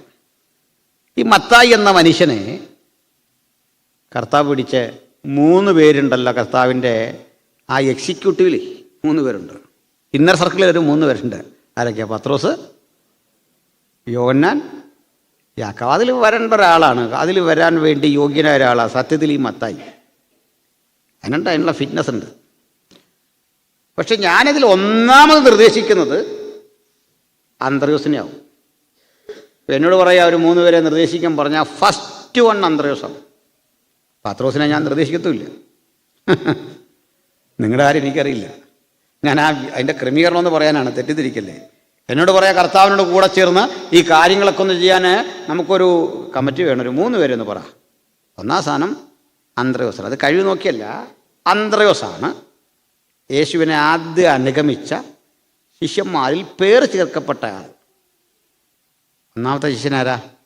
അന്ത്രയോസ, പേരനുസരിച്ച്. രണ്ടാമൻ യോഹന്നാനാണെന്നാണ് നമുക്ക് മനസ്സിലാക്കാൻ സാധിക്കുന്നത്. 2 പേർ യേശുവിനെ അനുഗമിച്ചു, എൻ്റെ പിന്നാലെ വരാൻ പറഞ്ഞപ്പോൾ. യോഹന്നാനാണെന്ന് എങ്ങനെയാണ് ഞാൻ ഊഹിച്ച് എന്നറിയണ്ടേ? അവിടെ അങ്ങ് എഴുതിയിട്ടില്ല. പിന്നെ ഊഹിക്കാൻ കാരണം എന്താ? ഊഹിക്കാൻ കാരണം അറിയോ? ഇല്ല. ഊഹിക്കാനൊരു കാരണവും വേണ്ട. അത് തന്നെ കാരണം. ഇപ്പം പിടി കിട്ടിയോ? വലിയൊരു മർമ്മമാണ് ഞാൻ പറഞ്ഞു. ഞാൻ സങ്കല്പിച്ചു എന്ന് പറഞ്ഞാൽ സങ്കല്പിക്കാൻ എന്താ കാരണം എന്ന് വെച്ചാൽ സങ്കല്പിക്കാൻ ഒരു കാരണവും വേണ്ട. എന്നാൽ ഒരു റീസൺ പറയാം, ശ്രദ്ധിക്കണം. യോഹന്നാൻ എങ്ങും പോയിട്ട് തൻ്റെ പേര് പറയാറില്ല. യേശുവിൻ്റെ ശിഷ്യന്മാരാരും സ്വന്തം കാര്യം പറയാറില്ല. എങ്ങും പോയി സ്വന്തം ഒരു കാര്യവും അല്ല. നമ്മളാണ് ഈ മത്തായിയുടെ സ്ഥാനത്തെങ്കിൽ ഈ സുവിശേഷം എഴുതിയ ഒരധ്യായം മുഴുവൻ നമ്മുടെ മാനസാന്തര കഥ എഴുതിയാനെ. ക്ഷമിക്കണം, ഞാനിവിടെ വന്ന് ഒത്തിരി പേരെ പരിചയപ്പെട്ടു. ഈ സ്ഥലം ചോദിക്കും. അപ്പോൾ ഇങ്ങനെ ചോദിച്ചു വരുമ്പോൾ, ചിലരോട് ചോദിച്ചു വരുമ്പോൾ നേരത്തെ മുതലേ വിശ്വാസത്തിലാണോ എന്ന് ചോദിച്ചാൽ ഈ പറഞ്ഞു വരുന്നവർ ആദ്യം പറയാൻ പോകുന്നത് ഞങ്ങളുടെ അപ്പച്ചനാ അവിടെ ആദ്യം ഈ വേല കൊണ്ടുവന്ന്. ഒരു സ്ഥലത്തെപ്പറ്റി 3-4 പേരെന്നോട് ഇങ്ങനെ പറഞ്ഞു. ഒരു സ്ഥലത്തെപ്പറ്റി ഒരു 3-4 പേര് പറഞ്ഞു. ഞാനിതെല്ലാം കേട്ട് നമ്മുടെ അസസേലിൻ്റെ ആടുണ്ടല്ലോ, ഈ കടും തൂക്കായി കൊണ്ട് മലയെ മറിച്ചു വിട്ടെന്ന് പറഞ്ഞ പോലെ നമ്മൾ പോകാനുള്ളവനായിരുന്നു. അവരുടെ അപ്പച്ചനായിക്കോട്ടെന്നോർത്ത് അതൊക്കെ കേട്ടിരുന്നു. ഞാൻ അന്നേരം മനസ്സിലോർത്ത്, എൻ്റെ ദൈവമേ, രക്ഷിക്കപ്പെട്ടു എന്നൊരു കുറ്റമേ നമ്മൾ ചെയ്തോളൂ, ഇതെല്ലാം കേൾക്കേണ്ടി വരുന്നല്ലോ. പോട്ടെ.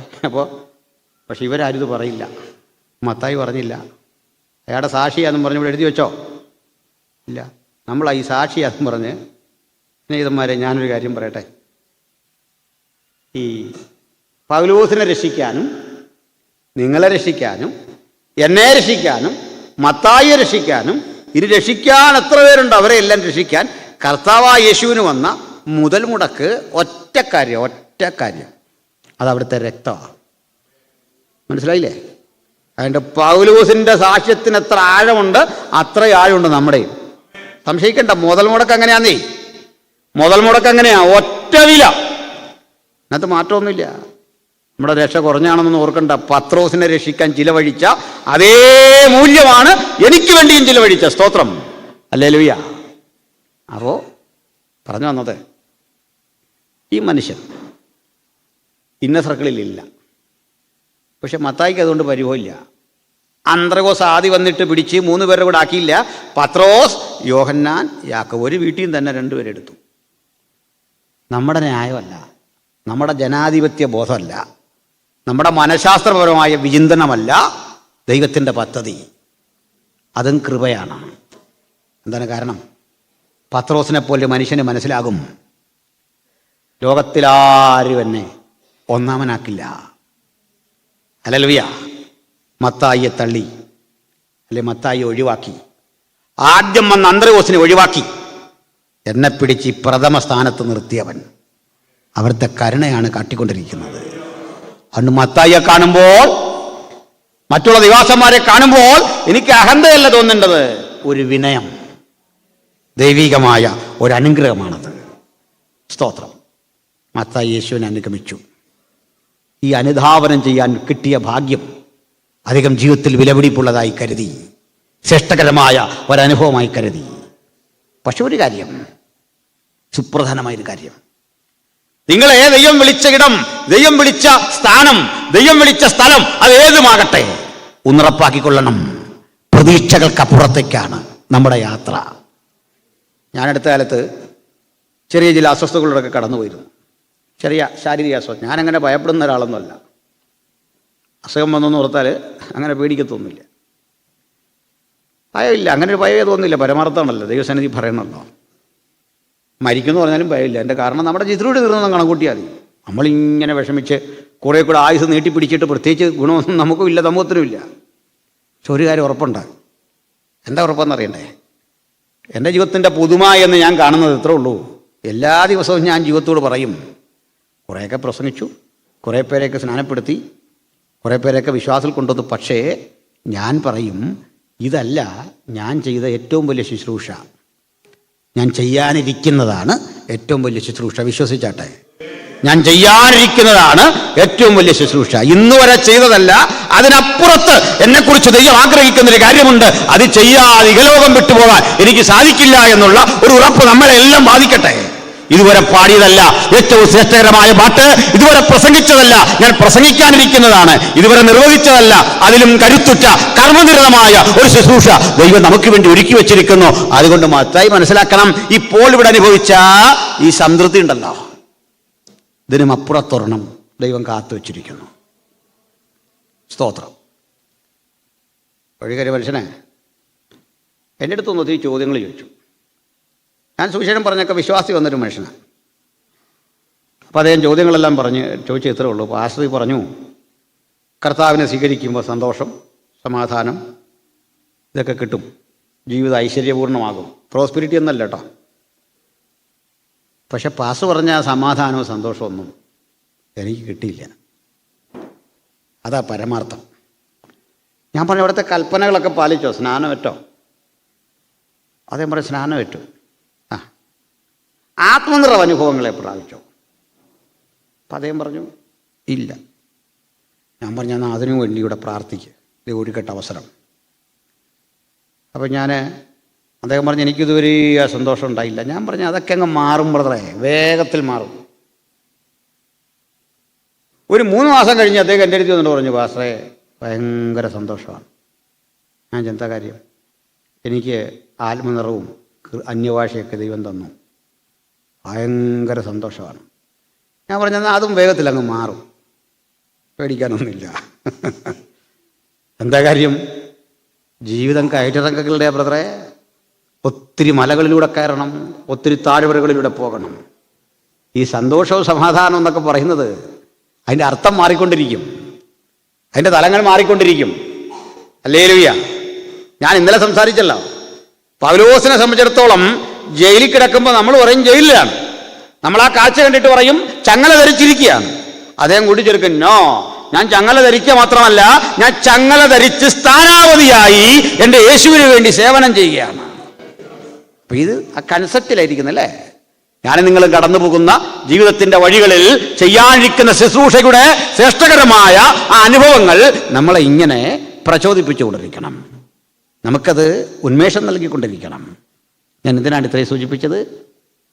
ഇന്ന് നമ്മൾ ഇവിടം വിട്ടു പിരിയുമ്പോൾ കഴിഞ്ഞ രാത്രിയിലും സൂചിപ്പിച്ചതുപോലെ നമുക്ക് കൂടുതൽ ദൈവത്തിങ്കലേക്കടുത്ത് കർത്തൃസന്നിധിയിൽ ചിലതൊക്കെ ചെയ്യാനുള്ള ഒരു ശുഷ്കാന്തി നമ്മളിൽ വളരട്ടെ, കർമ്മനിരതരാകാൻ നമുക്ക് കഴിയട്ടെ.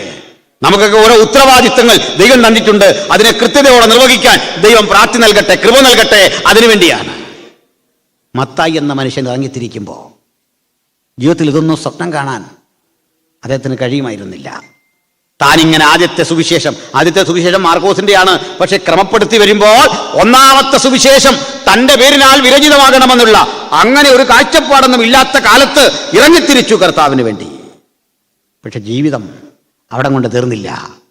വിശാല വഴികൾ, ഭൂമിയിൽ സഭയുള്ളിടത്തോളം അല്ല, അത് കഴിഞ്ഞും ചർച്ച ചെയ്യപ്പെടത്തക്ക വിധത്തിൽ മനോഹരമായ പ്രമേയങ്ങളിലൂടെ മത്തായി സഞ്ചരിക്കുകയാണ്.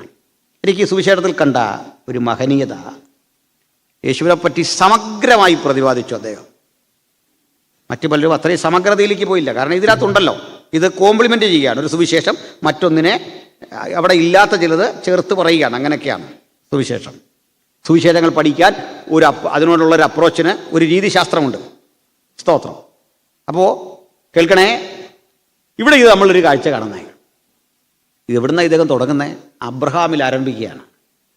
അബ്രഹാമിലൂടെ ആരംഭിച്ച് യേശുവിനെ രാജാവായി ചിത്രീകരിക്കുകയാണ് മത്തായി ഇവിടെ.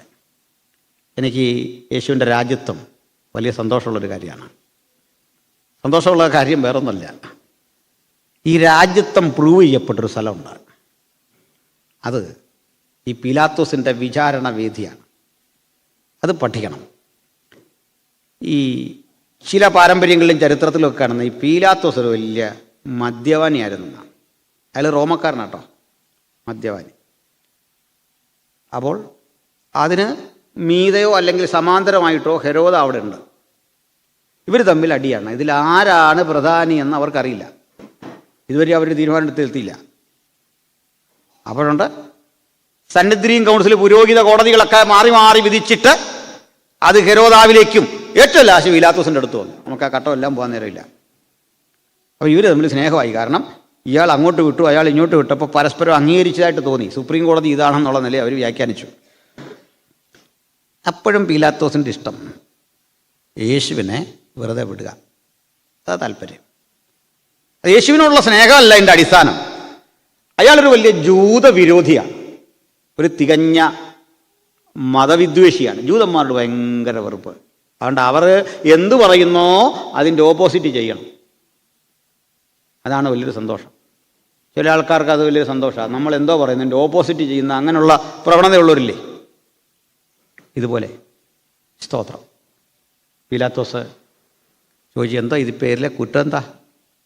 അപ്പോൾ ഒരുത്തൻ പറയുകയാണേ, അതേ ദൈവാലയം പൊളിച്ച് 3 ദിവസം കൊണ്ട് പണിയാമെന്ന് ഇവൻ പറഞ്ഞു. അതിപ്പോൾ എന്താ കുഴപ്പം?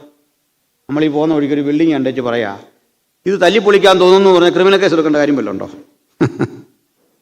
ഇനി പീലാത്തോസ് പറഞ്ഞു കാണും. എൻ്റെ ഒരു അഭിപ്രായത്തിലേ, ചോരന്മാരെ നിങ്ങളതങ്ങ് പൊളിച്ചിടും, പുള്ളി പണിയോ ഇല്ലയോ നമുക്ക് നോക്കാം. പുള്ളിമാർ കേട്ടേച്ച് മിണ്ടാ പോയി കാണും. പൊളിച്ചാൽ അതിലും വലിയ കുറ്റം, അതിലും വലിയ പ്രയാസം. എങ്ങനെയാ? നമ്മുടെ ഒരു പാസ്റ്റർ ഞങ്ങളുടെ ഈ സംവാദമെല്ലാം കണ്ടിട്ട് പുള്ളി ഒരു ആവേശം കയറി സുവിശേഷം പറഞ്ഞ വഴിക്ക് നമ്മുടെ വ്യത്യസ്ത വീക്ഷണത്തിൽ നിൽക്കുന്ന ഒരു മതസമൂഹത്തിൻ്റെ ഗ്രന്ഥം അതിലിങ്ങനെ ഉണ്ടെന്ന് പറഞ്ഞു. അവർ പറഞ്ഞ് കാണിച്ചു തരാൻ പറഞ്ഞു. പുള്ളി ഇത് കണ്ടിട്ടൊന്നുമില്ല. ഇതിൻ്റെ ഇടയ്ക്ക് പോയി ഇത് ക്രോസ് ചെക്ക് ചെയ്യാനുള്ള സമയമെല്ലാം കിട്ടും. നേരത്തെ ഒരു സന്തോഷത്തിലങ്ങ് പറഞ്ഞതാണ്. പുള്ളി പെട്ടെന്ന് ഇങ്ങനെ കുറച്ചു നേരം ആലോചിച്ച് പറഞ്ഞ് കൊണ്ടുവരാൻ പറഞ്ഞു. ആ മതഗ്രന്ഥം തന്നെ കൊണ്ടുവരാൻ പറഞ്ഞു. കൊണ്ടുവന്നു. പുള്ളി വായിക്കാൻ പറഞ്ഞു.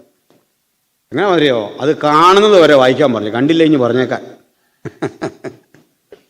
മനസ്സിലായി? അത് കാണുന്നത് വായിക്കണം, കണ്ടില്ലേ നീ പറയാൻ പറഞ്ഞു. അപ്പോൾ ഞാൻ അന്നേരം ഓർത്ത് നമ്മുടെ ഒന്നും ഒരു ആവശ്യമില്ല. കാരണം ദൈവം തക്ക സമയത്ത് ഓരോ ബുദ്ധി കൊടുത്താൽ അത് മതി, ധാരാളമാണേ. അത് മതി, ധാരാളമാണ്. അപ്പോൾ എന്നോട് പുള്ളി പറയാം, എൻ്റെ പൊന്നച്ചാ ഞാൻ ഊരിപ്പോകുന്ന ഭയങ്കരമായിപ്പോയി. എന്നാ അന്നേരം അവർക്കും മനസ്സിലായി ഇത് അപകടമാണല്ലോ, നിങ്ങൾ കണ്ടില്ലേ ഇനി പറയാൻ. മനസ്സിലായല്ലോ? പുള്ളിക്ക് കനത്തി പറഞ്ഞു കാര്യം. എന്ന് പറഞ്ഞ പോലെ ഇത് പൊളിച്ചിട്ട് കഴിഞ്ഞാൽ ആകപ്പാടെ ഗതികേടാവും, ആകപ്പാടെ വിഷയമാവും. ഉണ്ടില്ല. അപ്പോൾ ഒരുത്തിന് പറയണമെന്നുണ്ട്, കൈസർക്ക് നികുതി അടയ്ക്കരുതെന്ന് ഇവൻ പ്രസംഗിച്ച് ഞാൻ കേട്ടതാണ്. വക്കീൽ പറഞ്ഞ് അങ്ങനെ പറയല്ലേ, കാരണം അയാൾ നികുതി അടച്ച രസീത് കൈ കാണും. പത്രോസിൻ്റെയും പുള്ളിയുടെ നികുതി മത്സ്യത്തെ ചൂണ്ടയിട്ട് പിടിച്ച് വലിയ പ്രചാരമായ വിഷയം. അത് വല്ലതും കാണിച്ചു പോയാൽ കോട്ടലക്ഷ്യം വരും. നിൻ്റെ കാര്യം പോക്ക് ആവശ്യമില്ലാത്ത പറയാം. അവിടെ ഇരി ഉണ്ടരുത്. ഈ നല്ല പ്രതി എന്ന് പറഞ്ഞാൽ വക്കീൽ പറഞ്ഞാൽ കേട്ടാൽ മതി, അല്ലേ വലിയ പാടാണ് അവിടെ ചെന്ന്. മനസ്സിലായോ? കാരണം എന്ന് വെച്ചാൽ ഒരിക്കൽ ഒരുത്തൻ എങ്ങനെ പറഞ്ഞിട്ടും രക്ഷയില്ല. കോടതി കയറി ഇങ്ങനെയൊക്കെ പറഞ്ഞു കഴിഞ്ഞാൽ കളി അങ്ങ് മാറും. വലിയ പ്രയാസമാണ്. അപ്പോൾ വക്കീൽ ഗതി കെട്ടിട്ട് പറഞ്ഞൊരു കാര്യം ചെയ്യും, ഞാനൊരു പ്രത്യേക അഭ്യാസം നിന്നെ പഠിപ്പിക്കാം. നിന്നോട് നീ എങ്ങനെ മറ്റേ വക്കീൽ ചോദിക്കും അപ്പോഴൊക്കെ നീ ഈ ഞഞ്ഞാമിഞ്ഞാ പറഞ്ഞല്ലോ പറഞ്ഞാൽ മതി. അതായത് ഉണ്ടല്ലോ ഇങ്ങനെ കാണിക്കണം, കാണിച്ച് ഈ ബപ്പ അടിച്ച് നിൽക്കണം, ബാക്കി ഞാൻ ഏറ്റെന്ന് തോന്നും. അത് ഭയങ്കര ബുദ്ധിയായിപ്പോയി.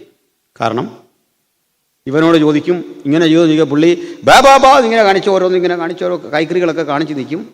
ലാസ്റ്റ് കോടതി തന്നെ മടുത്തിട്ട് ഈ കേസ് അങ്ങ് സസ്പെൻഡ് ചെയ്തു, പിന്നെ വെറുതെ വിട്ടു. ഈ വക്കീൽ ഭയങ്കര കഴിവുള്ളവനായിരുന്നു. പക്ഷെ കഥ അവിടെ കൊണ്ട് തീർന്നില്ല. പിന്നെ പുറത്തിറങ്ങിക്കഴിഞ്ഞപ്പോൾ ഈ കേസ് വിജയിച്ച വക്കീൽ ഫീസ് ചോദിച്ചു. എന്നാൽ നമുക്ക് പിരിയണ്ടേ, ആ പൈസയൊക്കെ ഏർപ്പെടാൻ നമുക്ക് ഉമസന് കൊടുക്കണം, ക്ലാർക്കിന് കൊടുക്കണം. ഇപ്പോൾ കേസ് വിജയിച്ചു, സന്തോഷമൊക്കെ ഉണ്ടോ അതെല്ലാം ഇങ്ങടിക്കുക. ഫീസ് ചോദിച്ചപ്പോഴേക്ക് പുള്ളി വീണ്ടും ഈ ബപ്പ കാണിച്ചു.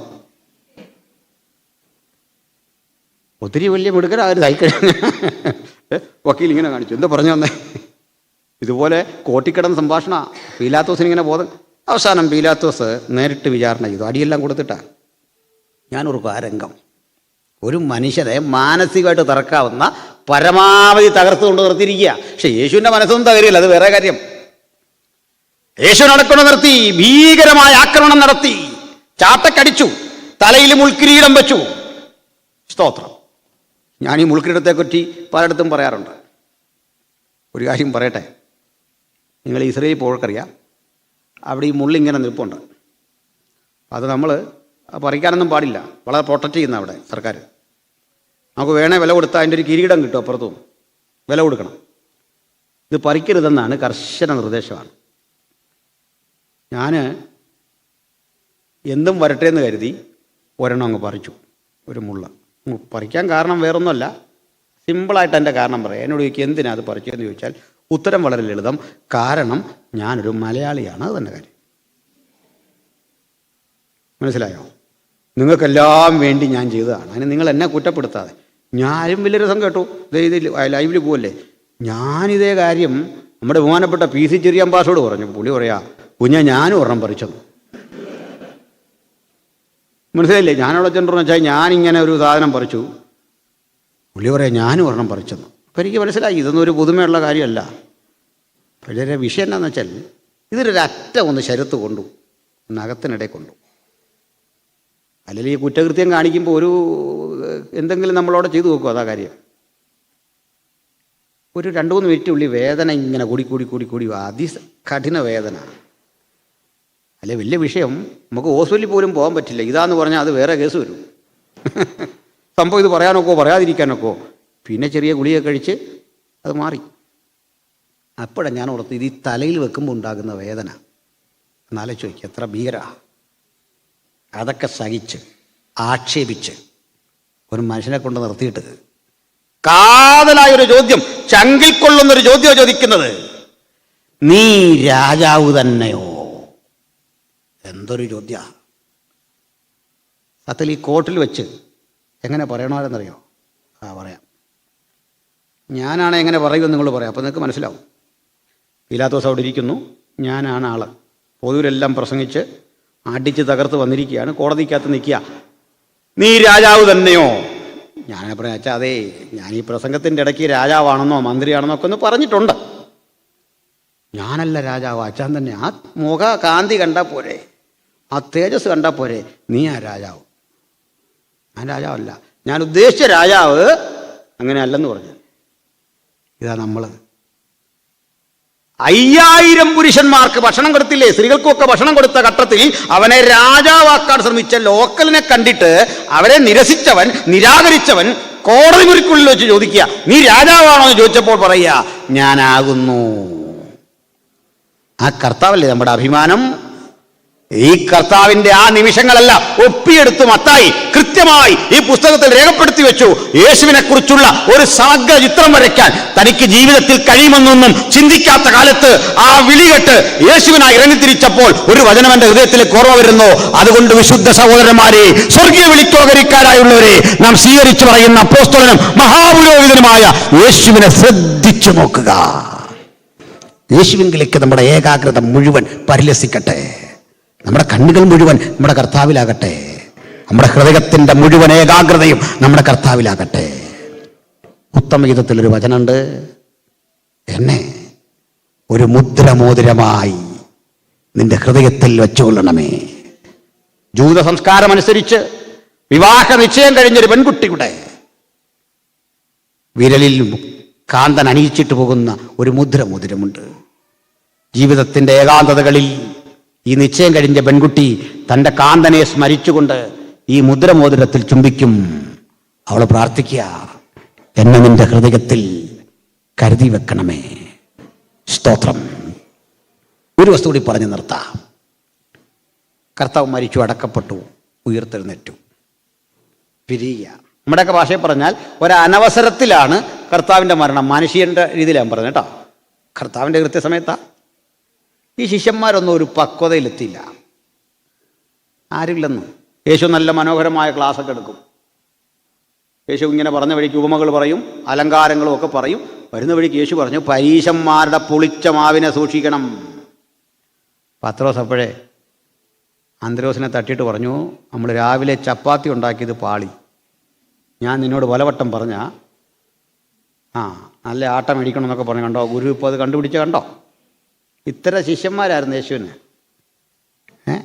പ്രശ്നം വന്നു കഴിഞ്ഞപ്പോഴേക്ക് ഒരു ധൈര്യം ഇല്ലാത്ത കുറേ പേര്. ഞാൻ ചിലപ്പോഴൊക്കെ എൻ്റെ ചെറിയ മനസ്സുകൊണ്ടേ, ഞാൻ പേര് പോലെ ഒരു തനി ഗ്രാമീണനായൊരു സഹോദരൻ, ഇന്നലെയും പറഞ്ഞല്ലോ, ഒരു തോട്ടം തൊഴിലാളി, ഇന്നലെ പറഞ്ഞ പോലെ ഞാനും അങ്ങനെ തന്നെ ജനിച്ചിരിക്കുന്നു എന്ന് പറഞ്ഞ പോലെ ഒരു പാരമ്പര്യം എനിക്കുള്ളത്. അപ്പോൾ ആ ഒരു നിലയിൽ ചിന്തിച്ചാൽ ഈ പത്രോസ് എന്ന് പറയുന്ന മനുഷ്യൻ, അന്ത്രോസ് എന്ന് പറയുന്ന ഈ ചെറുപ്പക്കാർ, അവരെന്താ പഠിച്ചേ? പക്ഷെ ഞാൻ സ്വകാര്യതയിൽ ചിന്തിക്കും, കർത്താവേ, 12 ശിഷ്യന്മാരുടെ കൂടെ അങ്ങ് എന്നെയാണ് ഒരാളാക്കി തിരഞ്ഞെടുത്തെങ്കിൽ ഒരു കാര്യം ഞാൻ നിനക്ക് ഉറപ്പ് തരാം, വലിയ കാര്യമൊന്നുമല്ലെങ്കിലും ഞാൻ യവന്മാരെ പോലെ ആകുകയില്ലായിരുന്നു. നമ്മുടെ സ്വാർത്ഥതയൊക്കെ ആയിരിക്കും. നമുക്ക് അങ്ങനെയൊക്കെ ചിന്തിക്കുന്നതിന് തടസ്സമൊന്നുമില്ല കേട്ടോ. പക്ഷെ അന്നത്തെ സ്ഥിതി നമുക്ക് അറിയില്ല. അപ്പോൾ എന്നെ കർത്താവ് പഠിപ്പിച്ചൊരു കാര്യമുണ്ട്, നീ അവരെക്കാൾ ശ്രേഷ്ഠനാണ്. കർത്താവ് പഠിപ്പിച്ചെന്ന് സംശയണ്ട.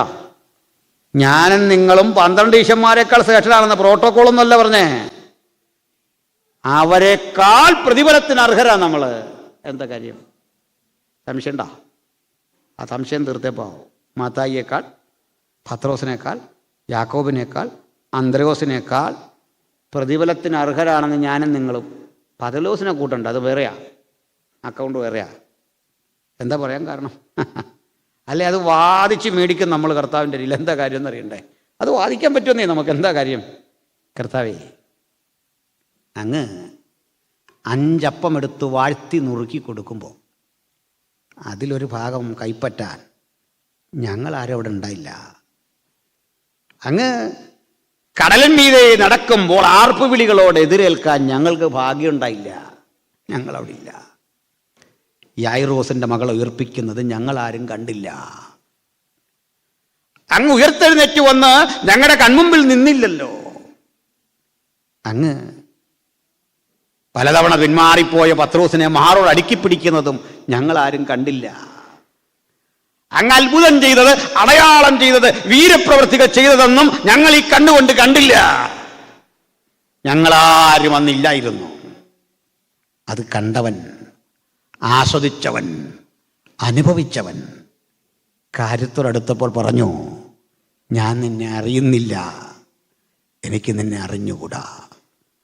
ഇത് കാണാത്ത ഞങ്ങൾ 2000 ആണ്ടുകൾക്ക് ഇപ്പുറം നിന്നുകൊണ്ട് ഇത് കണ്ടില്ലെങ്കിലും കണ്ടവരെക്കാൾ ആവേശത്തോടെ വിളിച്ചു പറയുന്നു, ഞങ്ങൾക്ക് സംശയമില്ല, അങ്ങ് കടൽ മീതെ നടന്നു, അങ്ങ് യായിറോസിന്റെ മകളെ ഉയർപ്പിച്ചു, അങ്ങ് അങ്ങ് മരണത്തിന്റെ നിഷ്ഠൂര ശക്തികളെ തകർത്തു, ഇരുട്ടിന്റെ കോട്ടകളെ ഇടിച്ചു, രാജാവായി ഞങ്ങളെ ചേർക്കാൻ മാനവേഗങ്ങളിൽ വേഗം വരും. ഞങ്ങളത് വിശ്വസിക്കുന്നു. ഒരു അന്ധനെ പോലെ വിശ്വസിക്കുകയല്ല, ഇത് ഞങ്ങളുടെ അനുഭവമാണ്. അപ്പോസ്തലന്മാർക്ക് നേരിട്ട് കാണാൻ കഴിഞ്ഞത് ഞങ്ങൾ കണ്ടില്ലെങ്കിലും വിശ്വാസ കണ്ണുകളാൽ അങ്ങേ അറിയുന്നു. അങ്ങ് ആരാണ്? കർത്താവ് നമ്മളെ നോക്കി പറയും, കാണാതെ വിശ്വസിക്കുന്ന നിങ്ങൾ ഭാഗ്യവാന്മാർ. പക്ഷേ നമ്മൾ ഭാഗ്യവാന്മാരാണെന്ന്. ഹല്ലേലൂയ. അല്ലയോ മത്തായി, താങ്കൾ വരച്ചു ചേർത്ത, താങ്കൾ എഴുതിയ ഈ പ്രബന്ധം, ഈ കൃതി താങ്കളെക്കാൾ ആസ്വദിച്ചത് ഞങ്ങളാണ്. ഈ പുസ്തകത്തിലൂടെ ജീവിക്കുന്ന ഞങ്ങൾ അരുമനാഥനെ ഹൃദയത്തിൽ കണ്ട് പ്രണയിച്ച് സ്നേഹിച്ച് ഞങ്ങളാണ് അനുദിന ജീവിതം മുമ്പോട്ട് നിൽക്കുന്നത്. ഈ ഭാഗ്യത്തിന്റെ പേരാണ് ദൈവത്തിന്റെ കൃപ. അത് ഇന്ന് രാത്രിയും നമുക്ക് വേണ്ടി പരിലസിച്ചുകൊണ്ടിരിക്കുന്നു. ആ ദൈവകൃപ ആസ്വദിക്കാതെ ആരും എന്നിവിടം വിട്ട് മടങ്ങരുതേ. ആ ദൈവകൃപയാണ് നമ്മെ അനുദിന ജീവിതത്തിൽ മുമ്പോട്ട് നയിക്കേണ്ടത്. ആ കൃപയുടെ ബന്ധാവിലൂടെ നമുക്ക് ജഗത്തും ജീവിതം നയിച്ച് മുമ്പോട്ട് പോകാൻ കർത്താവ് കൃപ നൽകട്ടെ. എല്ലാ കണ്ണുകളും അടച്ചാട്ടെ, ഹൃദയങ്ങളെ ഏകാഗ്രമാക്കട്ടെ. ആ കൃപയ്ക്ക് മുമ്പിൽ നമുക്ക് നമ്മളെ ഏൽപ്പിക്കാം. ഈ നാഥന് വേണ്ടി ചിലതൊക്കെ ചെയ്യാൻ നമുക്കൊന്ന് സന്നദ്ധരാകാം. നാഥ, അങ്ങ് അടിയനെ സഹായിക്കണമേ. നിന്നെ അനുധാവനം ചെയ്യാൻ കൃപ തരണമേ. നിന്റെ പാതയിലൂടെ മുമ്പോട്ട് പോകാൻ ബലം തരണമേ. നിന്നെ ആയിരിക്കുന്ന അളവിൽ അനുധാവനം ചെയ്യുവാൻ കൃപ തരണമേ. സാധ്യതകൾക്കപ്പുറത്ത് അങ്ങ് സ്നേഹിപ്പാൻ കൃപ തരണമേ. ഈ വലിയ പ്രതീക്ഷകൾ കർത്താവിൻ്റെ സന്നിധിയിൽ അർപ്പിച്ച് നമുക്കൊരു വേള പ്രാർത്ഥിക്കാം. എല്ലാ